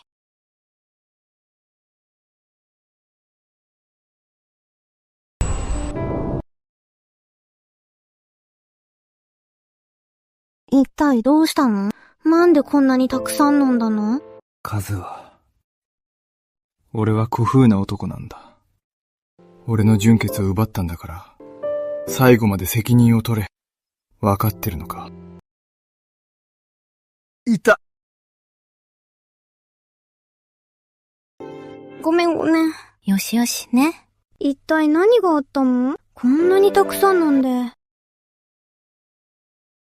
今日、病院の前で、なんで俺を避けたんだ？他の女が君の夫にはなしかけてあんなに近づいてたのに。本当に何も感じなかったのか？佐藤由紀のこと？どうして無反応でいられるんだ？俺を見ようともせず、タッチシャルなんて。君の心の中では、俺は少しの危機感も持ってもらえないのか？実業界や放送界で恐れがれる、あの冷酷な男が、酔っ払って絡んでくるなんて。その理由は、焼きもち。この人、意外と可愛いかも。カズは、何を笑ってるんだ？図星だからか？君は心の底では、最初から俺と結婚する気なんてないんだろ？ひとし、私たち、先に入籍しようか？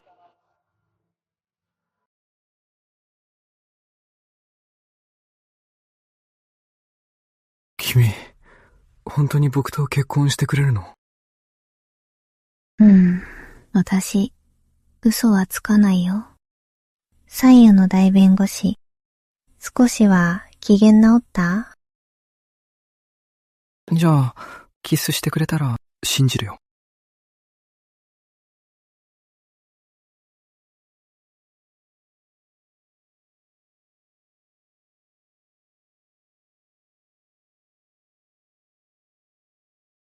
一回だけって言ったじゃない。苦しいってば。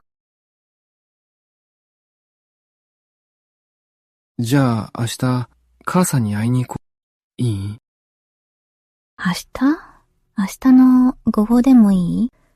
明日の午前中は刑務所に行きたいの。桐谷さんに会いに。いいよ。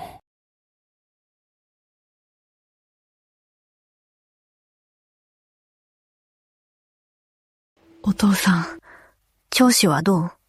大丈夫？私は元気だ。お前たちは元気か？この前、西園仁志が面会に来たんだ。仁志が？何のために来たの？ここでおとなしくしていれば、冤罪を晴らしてくれるそうだ。なぜ仁志は教えてくれなかったの？実はな、ずっと言ってなかったことがあるんだ。あの時、康介の縁談の前に、実は仁志も私にお前の結婚を申し入れていたんだ。それも一度ではない。仁志も、ずっと前から私に、まさか。仁志は、底知れない男だ。一筋縄ではいかない。父さんの言うことを聞いて、もう調べるのはやめなさい。もう首を突っ込むな。父さんも冤罪を晴らそうとは思わん。父さんはお前や母さん、それに宗一が、外で、平穏に暮らしてくれればそれでいい。お父さん、どうしてあんなにガンナに、康介と縁組させようとしたの？康介の後ろ盾は西園家で、権力があるし、何より頭が空っぽで、扱いやすいからだ。カズは、親が子を愛するなら、その将来を深く案じるものだ。父さんはお前に見つけてやりたかったんだ。障害のあんたいない場所を。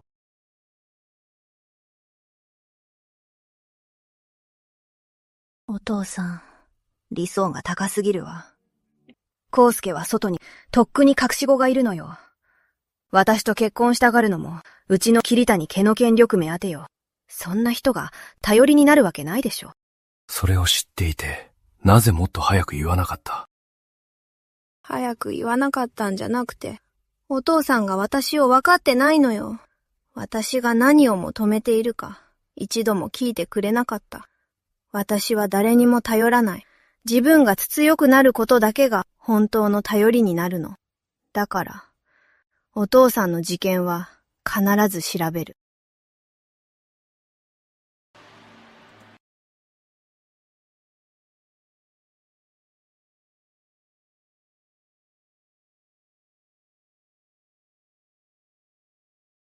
康介がお前に結婚をもう仕込むより前に、実は仁志も結婚をもう仕入れてきたんだ。それも一度じゃなく。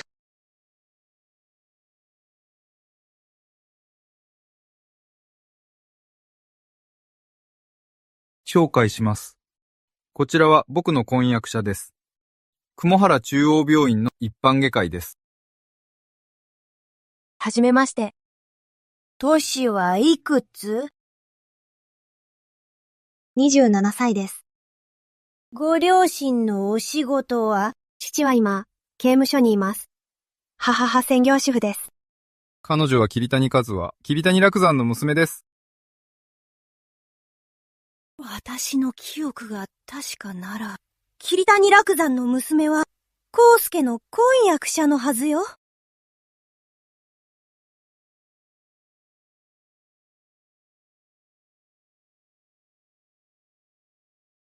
今は僕のです。仁志、正気なの？自分のいとこの婚約者を奪うなんて。このことがもし外に知れたら、世間から後ろ指を刺されるわよ。何が怖いんです？西園寺家の伝統じゃないですか。兄弟で一人の妻を共有する。何です？あなたたち上の世代は薄汚いことをやり尽くしたのに、私たち下の世代が真似するのは許せないと？言っておくわ。あなたたちの結婚なんて、絶対に認めない。西園寺家も、決して許さないわ。結婚は自由です。あなたが認めないなら、式に来なくても結構です。西園寺家が認めないなら、西園寺家の人間は全員来なくて構いません。新郎と新婦さえいれば、どんな要因があろうと、結婚式は予定通り行われます。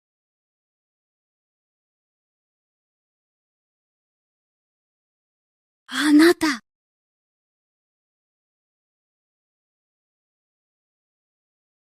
私に聞きたいことはないか？わかってる。さっきは私たちの婚約を利用して、わざとお母様を怒らせたのよね。でもこれは契約の範囲内だし、私も別に怒ってないわ。ただ、あなたが上の世代のことにとらわれる必要はないし、私に説明する必要もないわ。カズは、よく聞いてくれ。君と結婚したい。ただ君と結婚したいんだ。他の誰とも、どんなこととも一切関係ない。本家への復讐や母への当てつけでもない。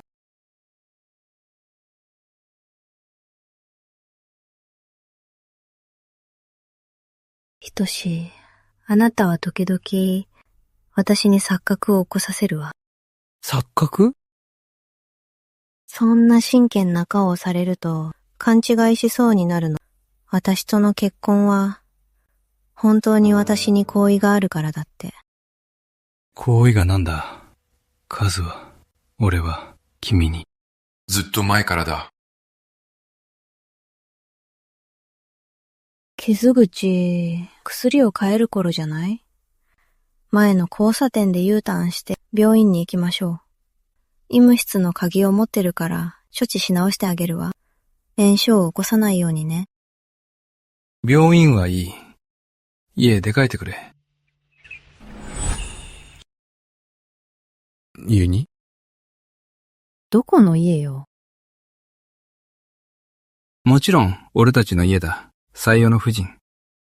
俺たちは今や事実婚だ。当然、夫と一緒に住む。夫婦の義務だからな。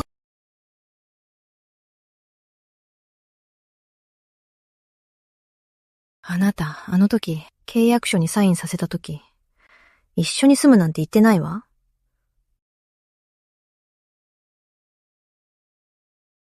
言ったよ。正確にはこう言った。採用の夫人になりきれと。そしてそれ自体が、夫とベッドを共にし、夫婦の義務を果たすことが含まれる。基本常識だろう。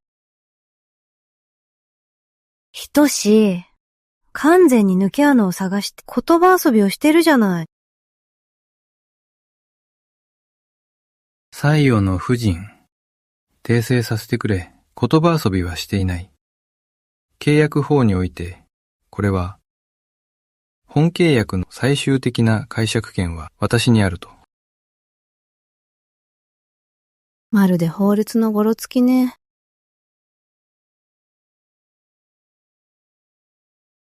しっかり捕まって、採用の夫人、家に帰るぞ。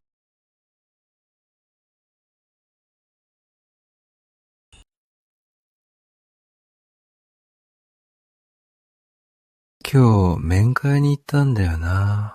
どうだった？あの時康介の縁談より前に、実はひとしも家に来て、お前を嫁にと、何度も頼みに来たんだ。何かあった？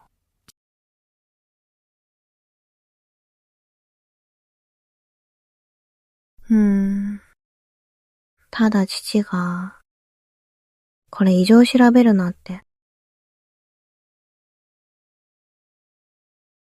君の安全を考えてのことだ。巻き込みたくないだけさ。でも、気にすることはない。君のことは俺のことだ。あのリストやその裏の真相は、俺が必ず最後まで調べてみせる。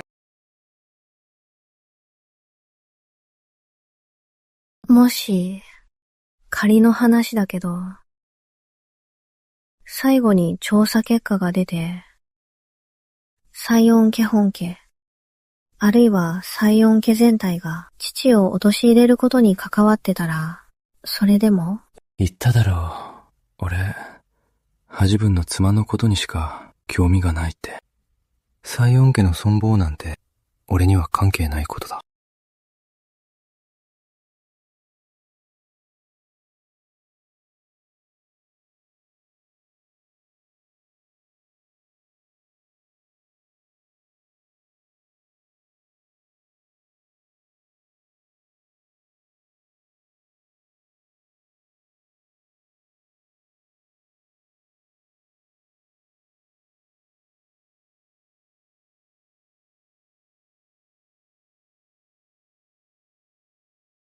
傷の治りは順調ね。でも、まだ気をつけて。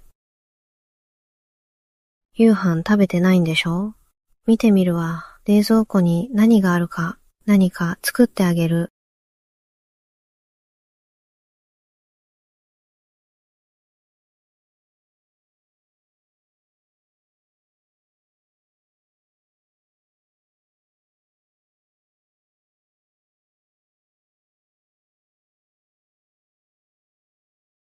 確かに腹は減った。胃袋じゃないけど、サイオン夫人は最近ストレスが溜まってるみたいだから、どう？キスで発散してみるか。あの日のホテルの時みたいに。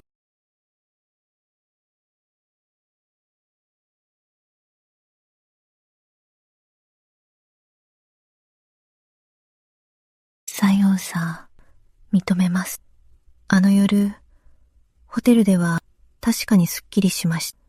でも、あの時は酔っていて、理性を失っていました。今はシラフですし、もう一線を越える気はありません。単なる契約権、こんなのに。こんなことをするなら、体の取引と何が違うんですか？緊張しなくていい。さっきの提案は、ストレスが溜まっていそうだから、リラックスさせようと思っただけだ。こういうことは、初めてでもないしな。君が嫌なら、やめておこう。ただ、カズは、君が俺たちの関係をどう定義しようと勝手だが、夫婦というのは、一連卓章だ。運命共同体なんだよ。わかりました。俺は身内には優しいからな。だから、気負う必要はない。先にシャワーを浴びてきます。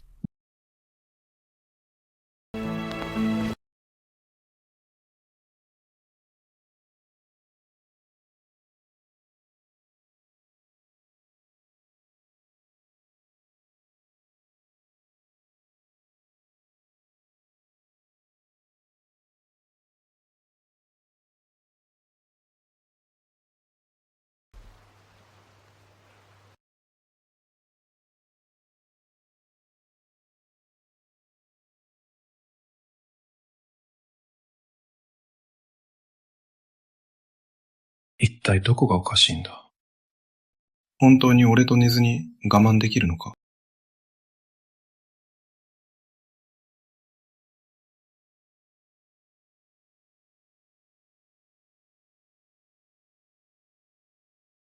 もしもし。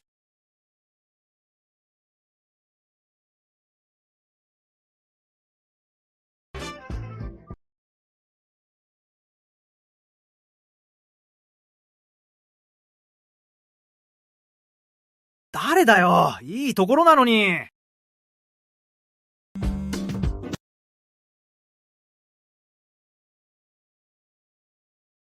静かに、みんな静かにしよう。音楽を止めろ。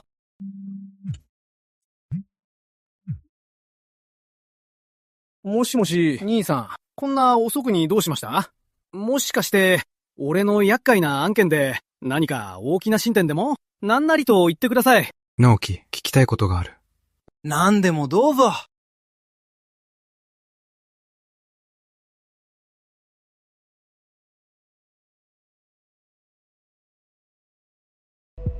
お前は普段、どうやって女を落としてるんだ？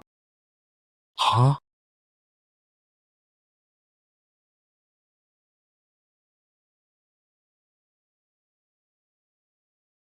兄さん、どういう意味ですか？まさか俺の案件のために、そこまで体を張る気ですか？黙れ。質問にだけ答えろ。いいな。はい。道場を引いてみては？女は、そういうのに弱いですから。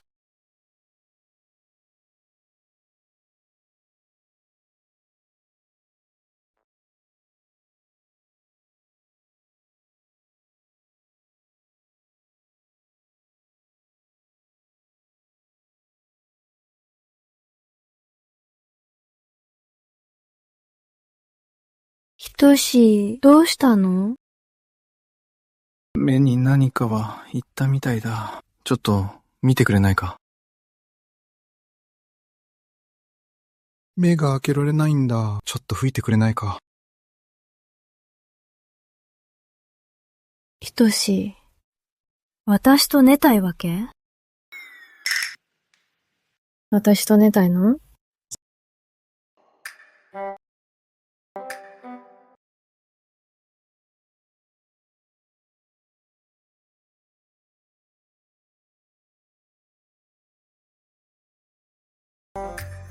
なんだ、本当に目に何かを言ったのね。てっきり、私と寝たいから。だから、わざとあんな下手な演技で同情を引こうとしてるのかと。そうよね。西園寺家の次男がそんなことするわけないわよね。私の勘違いだった。ごめんなさい。吹いてあげる。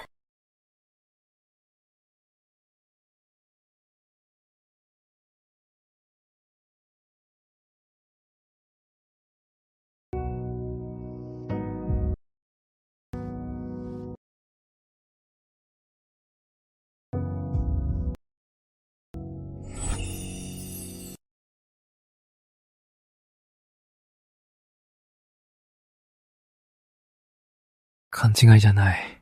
君と出たいんだ。でも、逃げられるかと思って。だから、今回だけ思い通りにさせていい？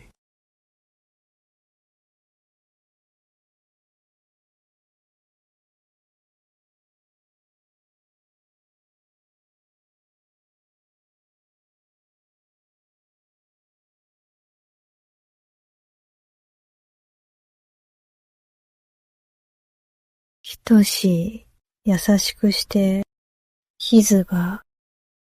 もう少しキスさせて。そうすれば傷も早く治るから。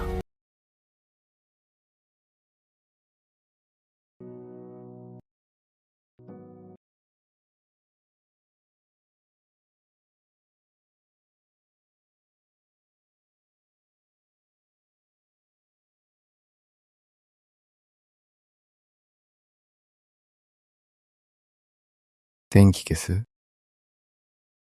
うん。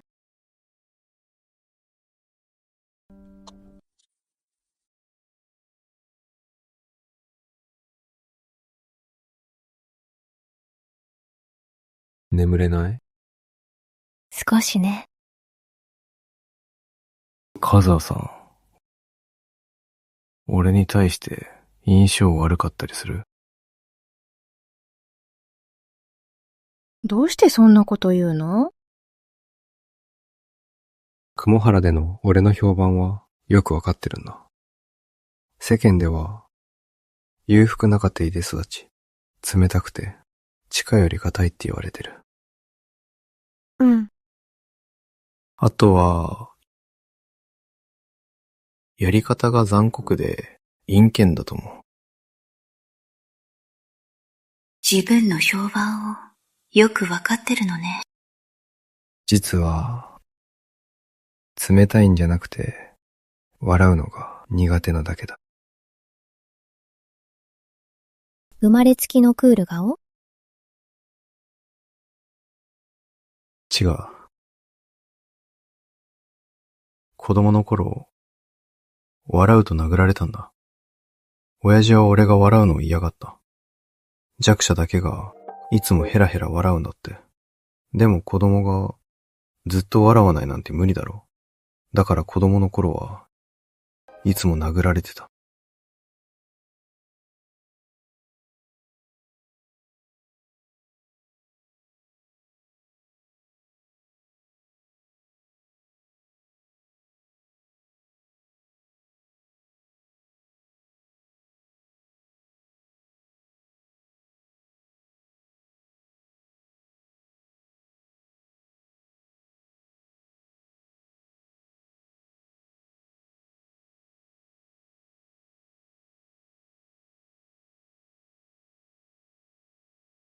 カズハ。ダイエットしなさい。女の子は痩せてなきゃ。男の子が肉をたくさん食べるべきなの。お父さんの安い給料じゃ、ろくに肉も買えないのに、よくあんたに肉をあげるわね。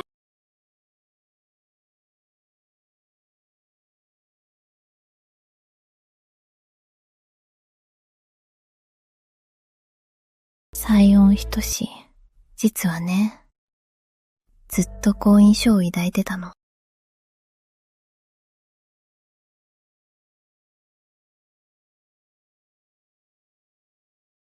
今日のことだってそう。見て見ぬふりもできたはずよ。私が助けられたのは私の問題だからってだけじゃないわ。だから気にする必要なんてない。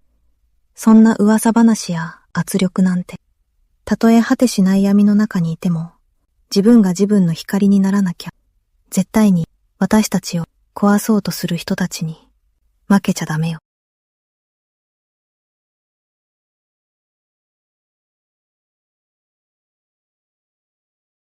私は桐谷和葉。パパは桐谷楽山、雲原で、パパを知らない人はいないわ。もし何か理不尽なことがあったら、パパに言って、きっと助けてくれるから。たとえは手しない闇の中にいても、自分が自分の光にならなきゃ、絶対に壊そうとする人たちに負けちゃダメよ。飴を食べて生き抜くのよ。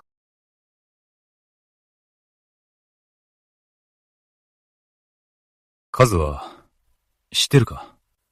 あれから、俺は一度も負けてないんだ。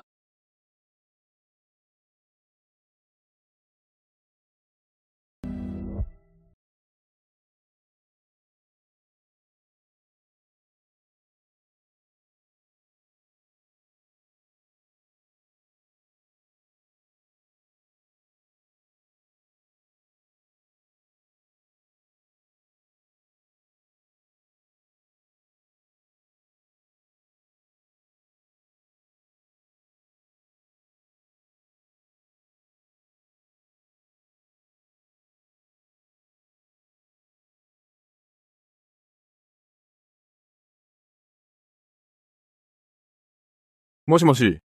しとし、今すぐ本家に戻ってこい。それから、今夜くしゃも連れてな。今すぐだ。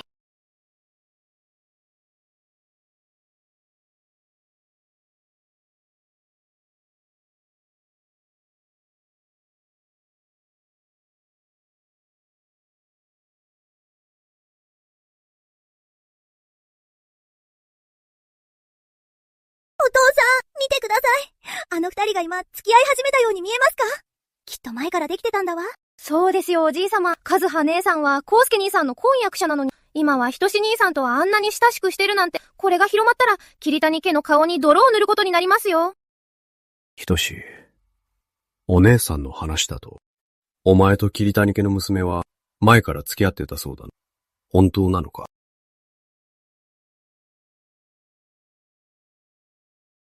はい。お父さん、ほら。最初から彼女との結婚を望んでいたのは僕なんです。それをお母さんと兄さんが横槍を入れたんです。正確に言うと、僕はわざと罠を仕掛けて、彼女をいつの間にか僕の罠に落としたんです。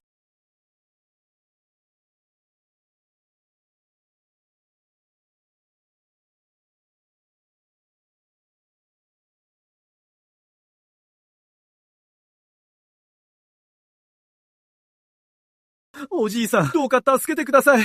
この傷は、昨日の午後に、仁志が人を雇ってやったんです。康介兄さんがこんなにひどい目に、仁志兄さん、和葉姉さんを奪うためだからって、やりすぎですよ。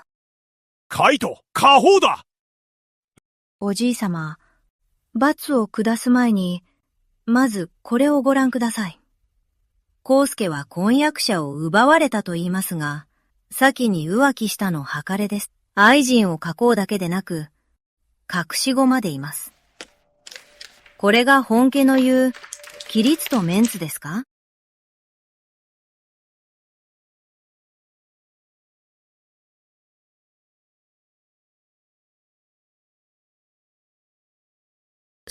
そんなの嘘よね。康介兄さん、私のことが好きだって言ったじゃない。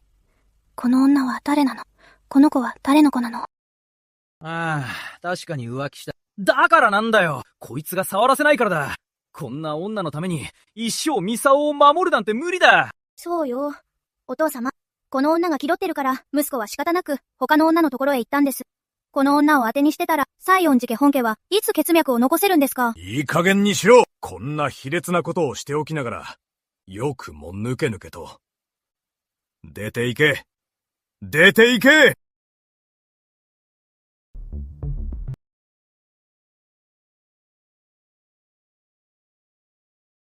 ひとし、康介の過ちはともかく、道理に背き。いとこの婚約者を奪い、家名を汚した罪は到底許され。家の掟を執行する、桐谷家の娘、来なさい。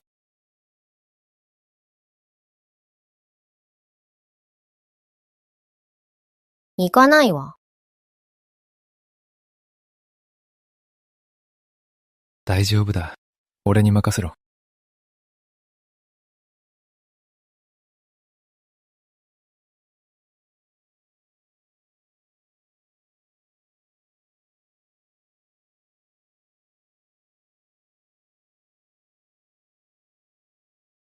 来い。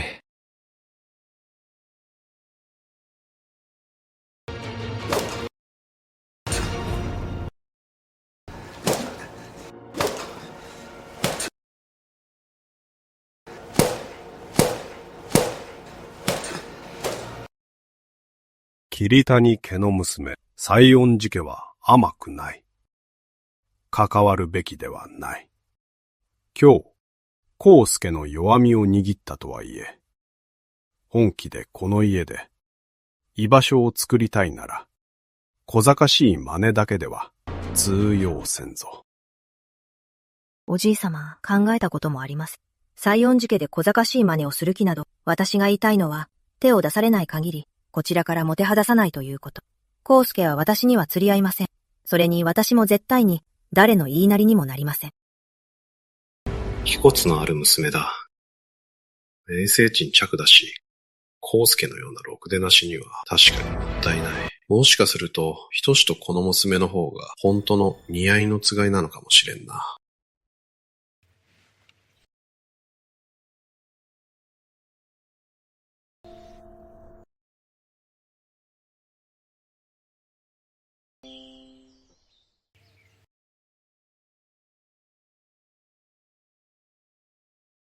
正確に言うと、ずっと罠を張っていたんだ。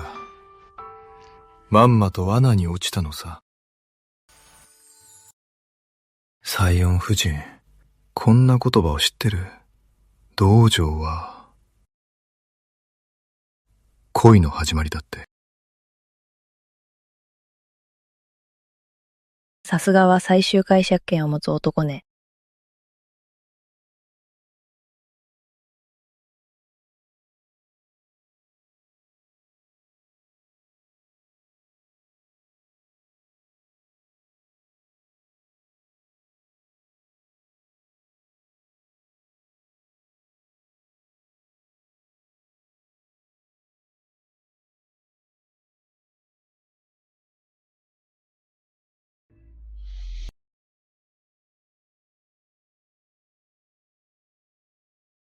母さん、ひとしと和葉がくっつけば、好都合じゃないか。この流れに乗って、婚約を解消できる。これで、やっと厄介払いできたよ。あんたってバカなの？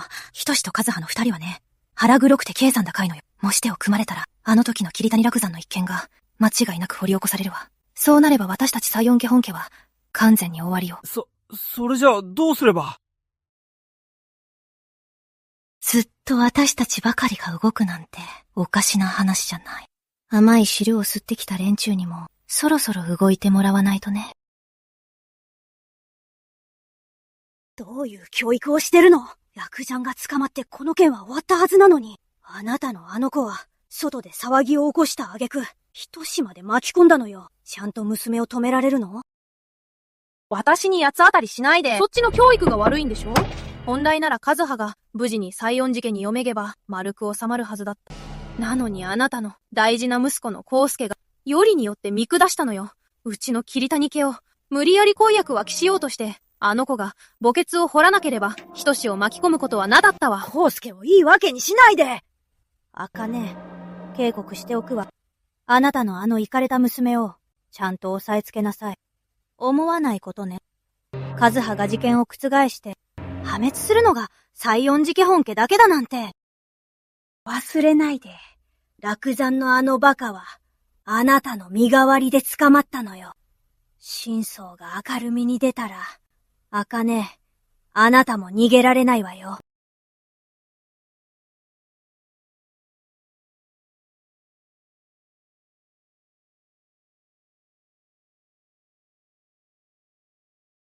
陽子さん、あの時、胸を張って約束したじゃない。桐谷さんをぶち込めば、みんな安心できるって。慌てるんじゃないわよ。そのリストが存在するかどうか、まだ。万一、本当にあっとしても、和葉が知ってると。あなたはおとなしく、この療養所にいて、ほとぼり。和葉がどんなに優秀だ。あなたには絶対、余計なことは言わ、おとなしくしてなさい。ちょっと、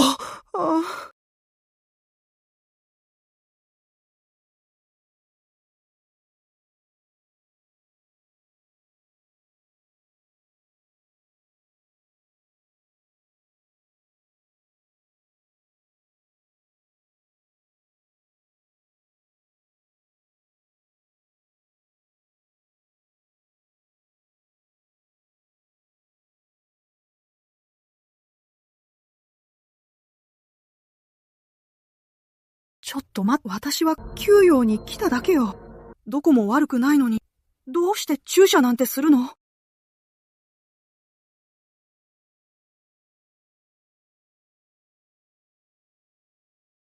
茨のおばさん、お久しぶりです。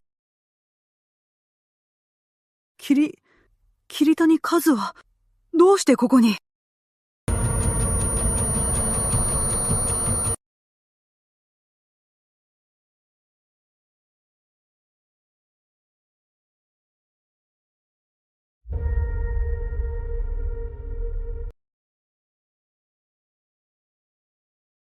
カズは、狂ってるわ。これは誘拐よ。早くここから出して。父を陥れたのは、一体誰の指示なの？知ってることを全部はなしなさい。あら、カズは何をしてるの？私とお父さんは長年の付き合いじゃない。私が陥れるわけないでしょ。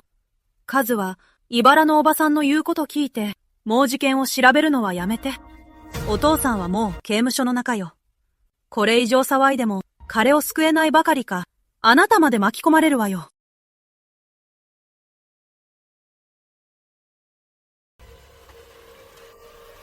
カズは何をしてるんだ？西園弁護士、早く助けて！この子、私を殺す気よ！これは不法監禁だ。わかってるのか？すでに有罪判決が出た事件のために、自分まで刑務所にはいるつもりか？馬鹿げてる。茨の夫人、怖い思いをしましたね。今すぐ助け出します。お願い。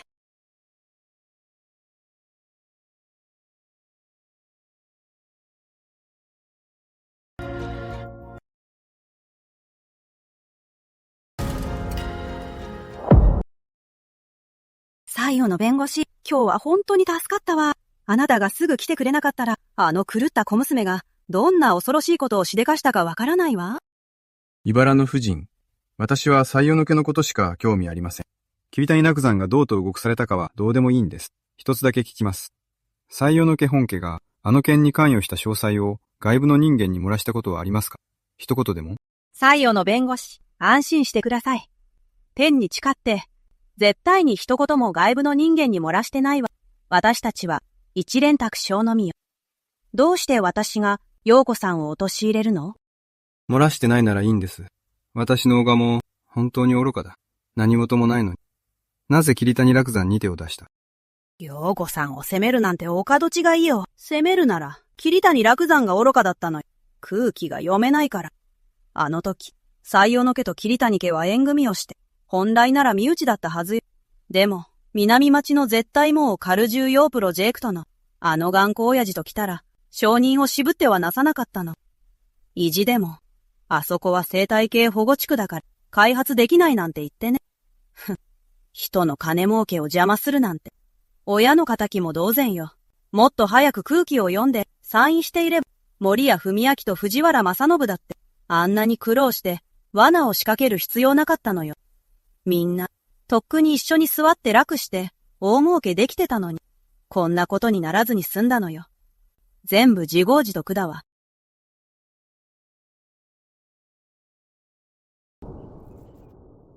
西洋の弁護士、どうしたんですか？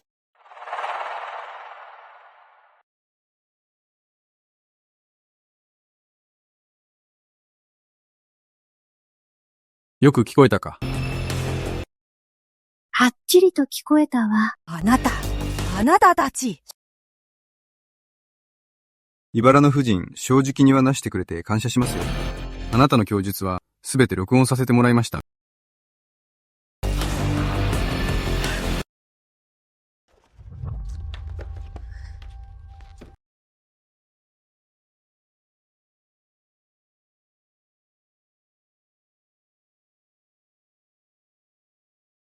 カズは、書斎をこんなに散らかして、何を探してるの？お母さん、お父さんが昔承認した南町保護地区に関する原本を探してるの。これさえ見つかれば、西園寺家本家と藤原が落とし入れた罠を暴いて、お父さんの無実を証明できるわ。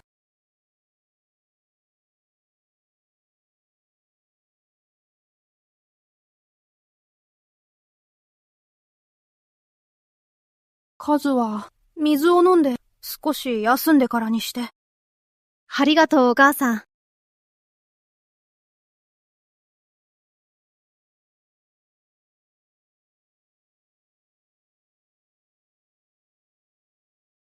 頭がクラクラする。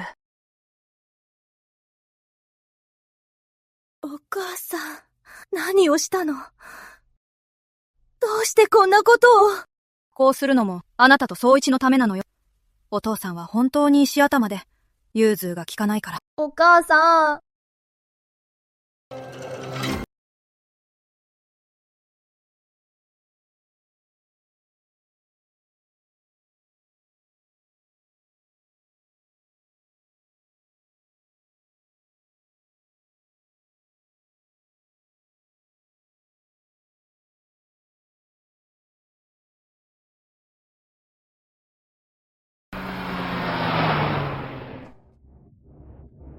カズオ。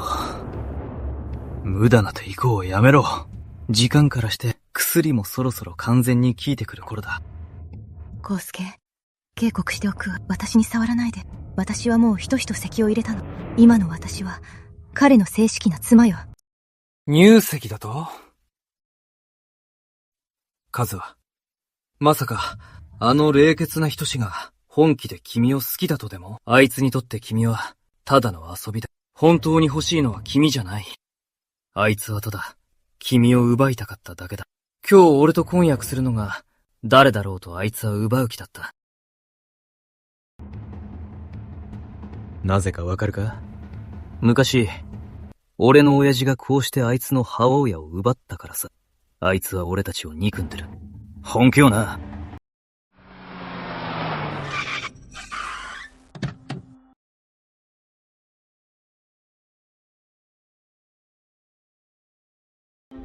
ひとし、ここは西園寺家本家よ。あなたが好き勝手できる場所じゃないわ。どけ！役立たず。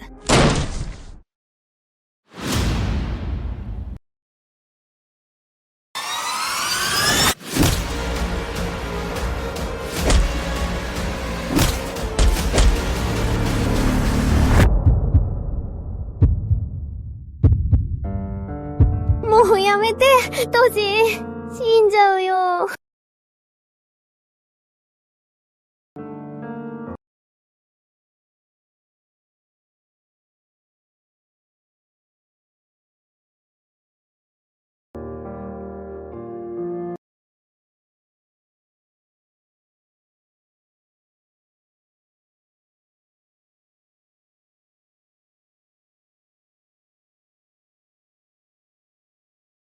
来たよ。もう大丈夫だ。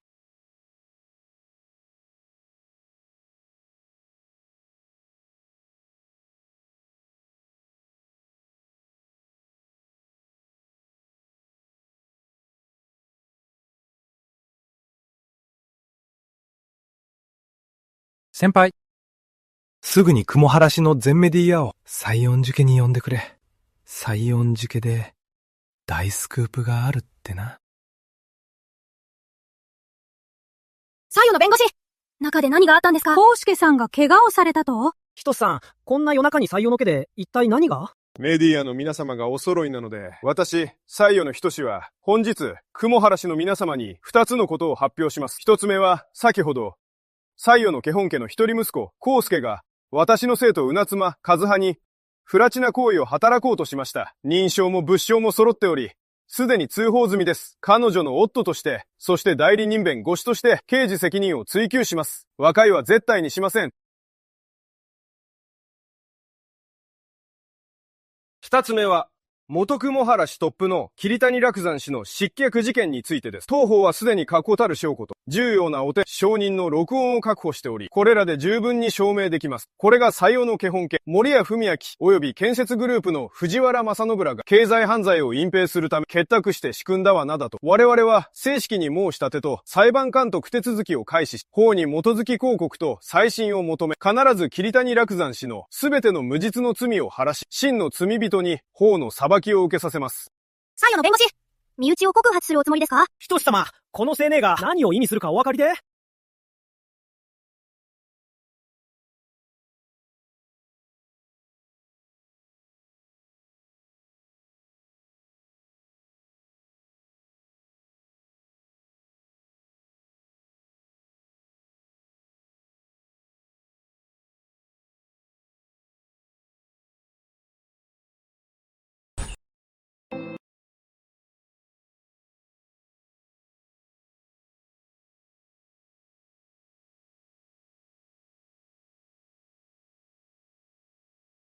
西園陽子さん、西園康介さん、複数の重大な経済犯罪と偽装工作の疑いで同行を願います。やだ、母さん、助けて！西園陽子さん、行きましょう。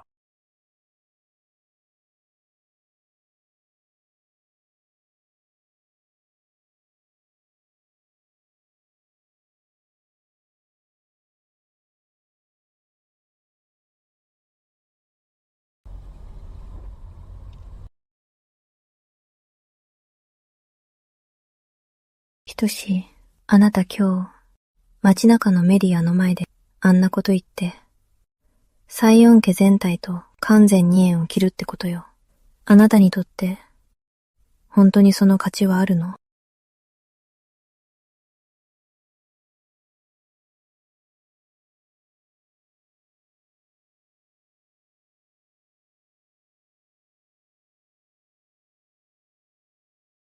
別に構わない。僕の世界には、もう誰もいないんだ。君だけさ。え？つまり、ずっと前から、あの湖のほとりから僕の世界には、君しかいないんだ。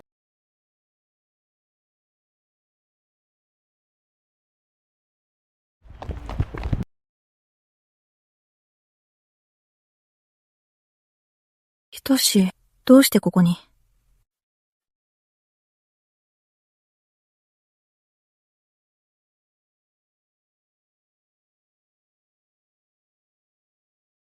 飴を食べて、生きて。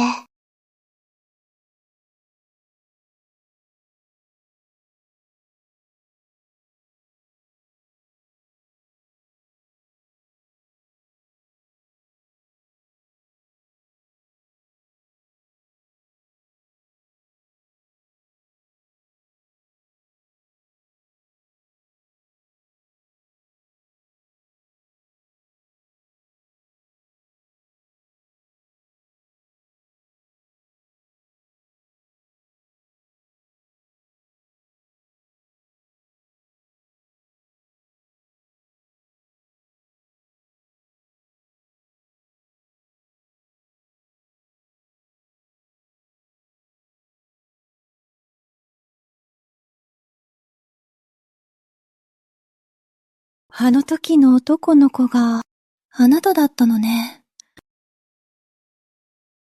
俺だよ。カズは、あれから、君は俺の人生の唯一の光だ。着実に歩みを進め、あらゆる手を尽くしたのは資格を得るためだった。君の隣に立つ。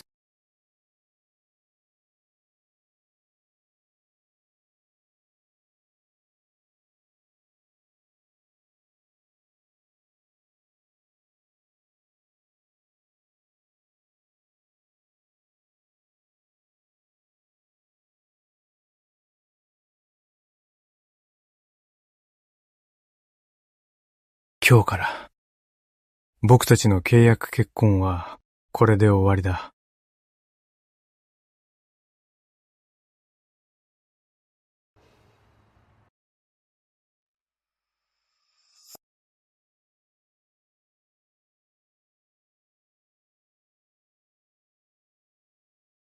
カズハさん、本当の意味で僕と結婚して僕の妻になってください。一生がいい。どんな時もそばにいます。結婚してくれますか？